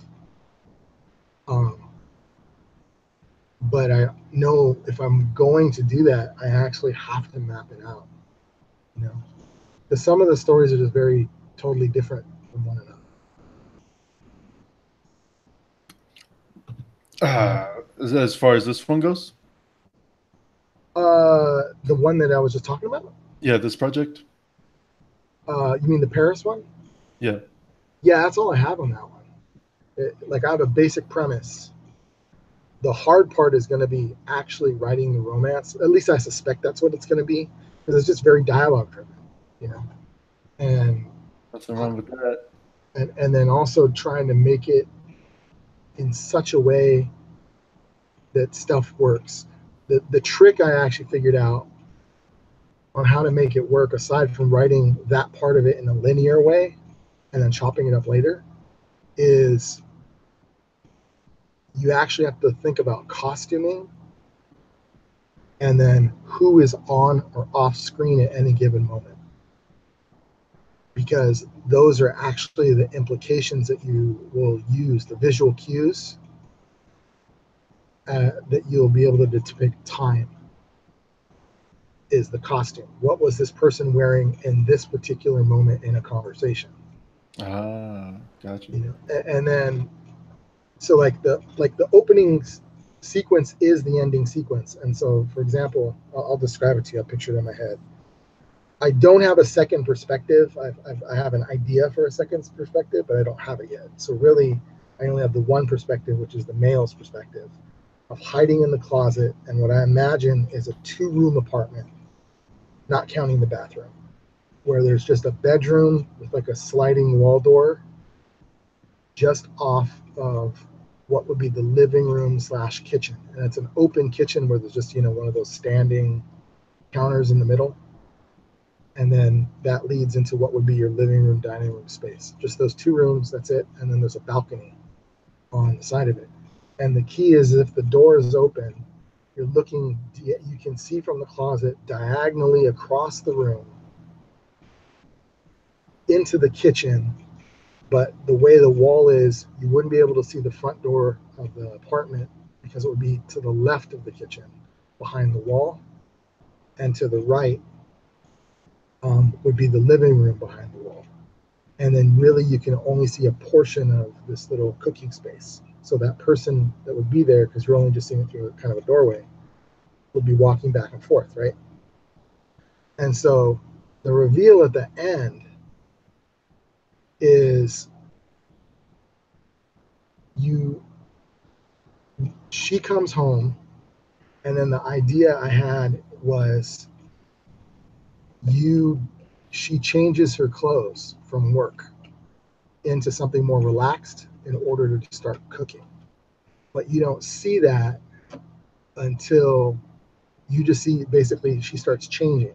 And then because he's hiding, you just see that she changed out of the clothes she had, she leaves them on the bed. And now she's over there doing stuff in the kitchen. So you just hear her, right? Mm-hmm. And then because the reveal isn't so much about her, the reveal here is about the dude, right? So he comes in from off screen on the left through the front door. And what he does is he hangs up his coat on the door. And so he's wearing one set of clothes when he comes in the doorway. Whereas at the beginning of the movie, he does eventually walk into frame, but he walks into frame from off screen. And when he walks into frame, is the version is him without the coat on. Like that's what you actually heard. You heard that conversation of him coming through the door, talking to the girlfriend or fiance.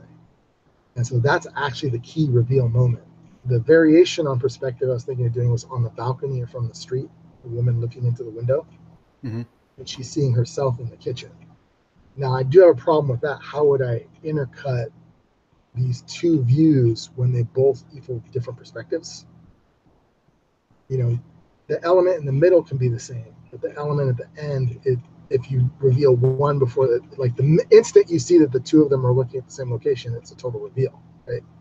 Like you don't even actually get the reveal has to really come from one perspective. And so that's the trick. The trick was the clothing and how someone is on and off screen, because you can just start the conversation off screen, not knowing what that person is doing, and then they cut in, and then you just invert the shot. So from a totally different angle, you're seeing the shot, and you're seeing what that person now looked like before you saw them. And then that's the trick on how to reveal it in terms of perspective. Did that make sense? I mean, like, could you picture that or no? I can't picture it. I kind of get what you're saying. Yeah, I guess it's hard to describe. Maybe I'll do doodles on it one day, but it's difficult. Like that one, I actually really like the story. It's simple. The hard part is just writing the, um, the romance itself. I just have a bad feeling it won't sound convincing, or it'll just be, I don't know, contrived or boring, lack of tension maybe. But maybe that's something that actors put into it, you know. Yeah. Versus another story I have where I pretty much have all the beats and the tone down, but I don't have scene by scene written out, which is the runners and chasers one. I told you about that one, right? Yeah. Do you have an outline at least?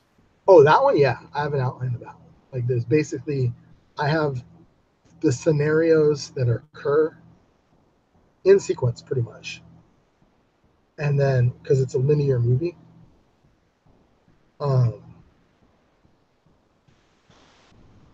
even though it ends and begins almost on the same thing, which is a coyote in the middle of downtown San Jose, like at sunrise or sunset, whatever, and the streets are all empty. The start of the film is like the coyote facing the camera, and the end of the film is the coyote walking away from you. But that's neither here nor there. That sounds weird, but it actually is part of the film. But yeah, I have most of the beats in there in terms of particularly the main beats. All the main scenes that have to occur to drive the story.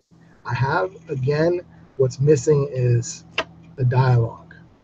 What is he saying? And then I made it complicated on myself too, because in the idea for that one character only fucking speaks Spanish the entire fucking movie. Maybe he might do a word or two in English, but overwhelmingly it's all in Spanish. And then the other one speaks English the whole time, but they're able to understand one another. And almost all the humor is in the Spanish one. The best I could describe it is like, you ever seen a Cantinflas movie? No. Cantinflas, you know about him though? No. Oh, okay. Well, Cantinflas is a Mexican. He's one of the most famous characters in film. Like he basically was considered the Mexican Charlie Chaplin, even though he came later than Charlie Chaplin. And part of the difference is he was a talkie actor. But what he created in popular Mexican culture is a term called cantiflado. And cantiflado is basically, it's a reference to him, but it's about confusing conversation and double entendres, because that's what the character would do. He just fucking rapid fire talks and talks and talks and talks and talks, and he uses Spanish in such a way where there's dual meanings to words that have innuendos or stuff like that. And because he's talking so fast, no one is keeping track of kind of what he's doing, and so he's that kind of comedic character, mostly all comedies. That's kind of the character type I'm using for the Spanish character, would be like, in essence, as if this guy was a teenager, like 14, 15 years old. And what that character would be doing and how he would talk. And also, to be honest, what is also stolen from is straight up Pepe Le Pew. Pepe Le Pew? Yeah. Like, because the character because it's a love story. And then what he is saying to this girl almost the entire time is this massively, somewhat sappy and naively cute and young romantic shit, and his own talking to himself kind of weird shit. A babe in the woods type stuff, right? But all the shit he's saying is to her, and she's like not romantic at all. But he's like just rapid firing that shit at her. The whole film is basically her putting up with him, but kind of ignoring him until the very end.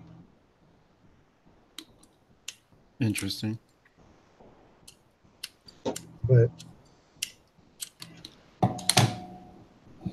we'll see, man. Like, I don't know. I want to get that shit down. Nothing else, I'll write it all out in summary stories. Do something with it. But it's complicated. What is that from again? Like, you got it from who? From, I don't know. I've always said it, but Felipe Esparza is the one who made it famous. Man. My fucking computer crashed. I was gonna say, but yeah, that was part of the reason why I wanted the comic to be finished, and also why I want to go to Frisco and work with Simone Solution, is to start writing. Is to do that's the theater group, right? Yeah, get in there, get a theater group, and also because I want a partner for the shit that I do want to write. Because it is going to be a lot, and it all just goes together. We do a comic, that's a first credit, that's a body of work. Oh, I totally feel you, dude. Like something to show people. Like, because even when I was in the shower, I was thinking about this fucking French movie, and I'm like, I don't think I have the talent to write this. What would I? And I was literally thinking to myself, I'm like, well, what if I put an ad out? On like Craigslist or something, looking for writer who is good with structure, say, right? Or interested in working with Like, basically, my ideal word, I'm looking for someone that they're an implementer, but they're not really good with ideas. They don't have good ideas, but they can actually write shit if they're given direction. Um, but I don't know how viable that is. Yeah, I really just wanted a partner for just the someone stuff I want to do. To bounce it off someone. Yeah, and also I need somebody who could speak and write the language. Oh, it was going to be in. Oh, I didn't know that. You never mentioned that. But That's tight. You want to do it in Samoan? That's fucking tight. yeah, it has to be because it's going to be a period thing. But yeah, that's what I'm looking for right now. As far as the skills go, I want to learn it myself. I think what I need to start doing is just writing shorts first, just to Yeah, get the skills down, just to practice. I think it's even somewhat a little bigger than that, in that we just got to get in the routine of writing. You know what? In fact, if you finish the Kevin Smith fucking DC Universe intro thing, probably you missed this. Terry Hatcher comes on the show. From Lois and Clark. And That's not my reference for, but yeah, I got you. yeah, she was on a couple different shows, but in her fucking interview, he fucking brings up that she wrote a fucking episode of the show. And I was like, what the fuck? And keep in mind, whenever Terry Hatcher's brought up, for one, I remember how she looked. But for two, she actually went to my high school. She was like a year or two ahead of me. And so, or maybe three actually, a year or three ahead of me. So when I think of her, she ain't shit, because I talked to people that knew her. They're like, she was, she wasn't like known as a writer or some shit. Her whole shit was she was pretty and knew how to dance, and clearly had some dramatic interests. But when she said that shit, I'm like, you fucking wrote a script. I mean, I get it. You're an actor. You're on the show. You have the in, but you actually wrote fucking something. Like, I was fucking shocked. And then she says she partnered with someone, and what that partner did to make it happen, which was all about forced deadlines. That was why it fucking happened. Yeah, that makes sense. And like, he told her, like, this is the deadline. We have to have it in by this day, which means that in order to have it by this day, we need to write 3 pages a day. Something to that effect, right? And I'm like, fuck, that is what has to, like, that really is what it comes down to. All these ideas are great unless we build a regime around it, but they won't happen unless you build a regiment. You do something in a Yeah, regimented manner. I watched a couple of lectures about it, but there was this one from this British dude who writes for BBC television. He was talking about deadlines and the constant demand and how it's necessary to get into a routine Mm. and how to just write. If you don't know what to write, just write. Mm-hmm. And it'll eventually come to you. Yeah. And I think that's the other. I really think part of it is, I was thinking about sports. It's training your brain, and you're like, it's kind of like muscle memory, but what you're doing is muscle memory in terms of order. You're trying to give your brain an order, uh, like how it's organizing thoughts and ideas. And so the more you do it, the more it kind of starts to fit the mold. Does that make sense? Yeah. And I Yeah, me, I realized, just get too distracted. But when I actually make time and sit down, I could put shit out. yeah, you did, dude. Like, that was like, I'm fucking hella impressed by the fucking comic script. Did you actually continue, like you said you were going to do, the full 3 issues? I think you said 3 issues, right? Yeah, I wrote out the outlines. And I Tight. have some scenes, but like those will be quick to write. Yeah, my And my now that I my have better method, I can do it so where we don't need fucking a shitload of rewrites. Make it easier on you. Oh, okay, cool. Yeah, like I was gonna do some tweaks on the actual script itself, but one of the what I want to show you is I'll probably first thing you'll see is you'll see some character sketches, but the second thing you'll see is I want to do just like layouts. Have you ever seen layouts like the actual? I don't mean the shit that they show you in like how to draw comics type stuff. I mean, have you actually seen actual comic layouts in terms of it's the version of the comic that they draw before they actually draw the comic? No. That's what I'm going to do. What they do is they kind of lay out the actual panels and kind of what people are doing in them. And then you do that. That's what the ash can size is, basically. You draw it in the ash can size, and then you modify and tweak it when you draw it on the bigger size. And so that's kind of my hopefully ambitious goal is to have the done of the first issue at least. I did look at prices on getting them printed. What it was, how frightening was it?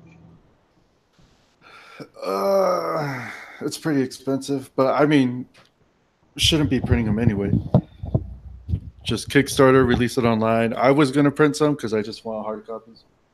Yeah, but it was like, and you could only buy them in bundles, right? Uh-huh. Well, you could buy singles, but you could buy them in bundles. They were around like $50 for 50.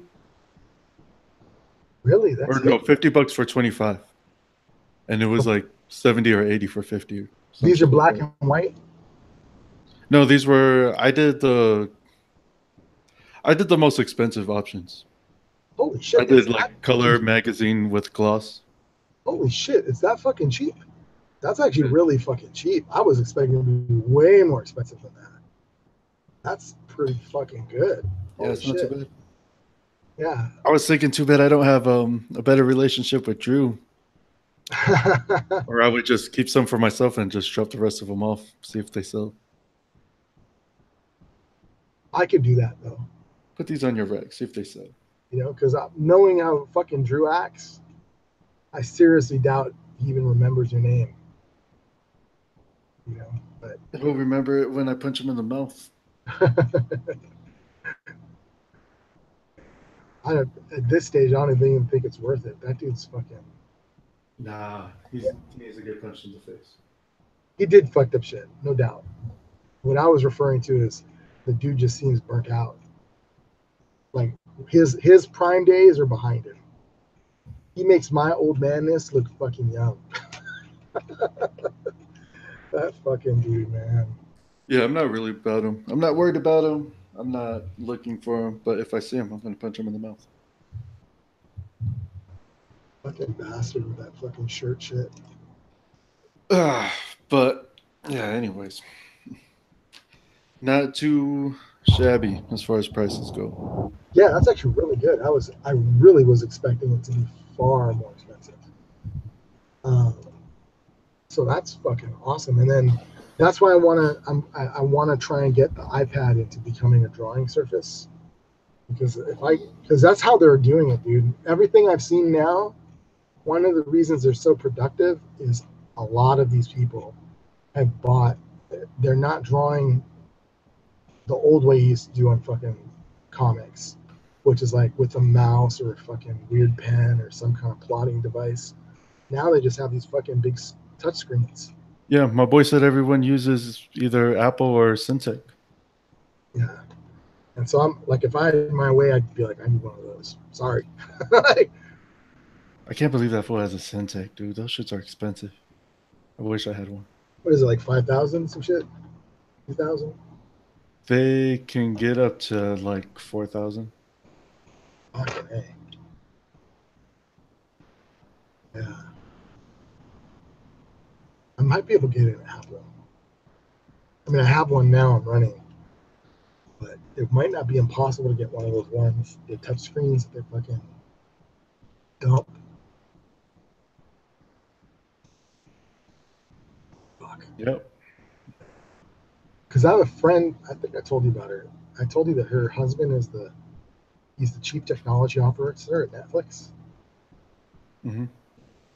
And so he's the one. I got the first Mac I have here from them. I'm pretty sure that they throw fucking shit out there all the fucking time, you know, and downgrade. I'll try and mooch and get some shit off them. Word.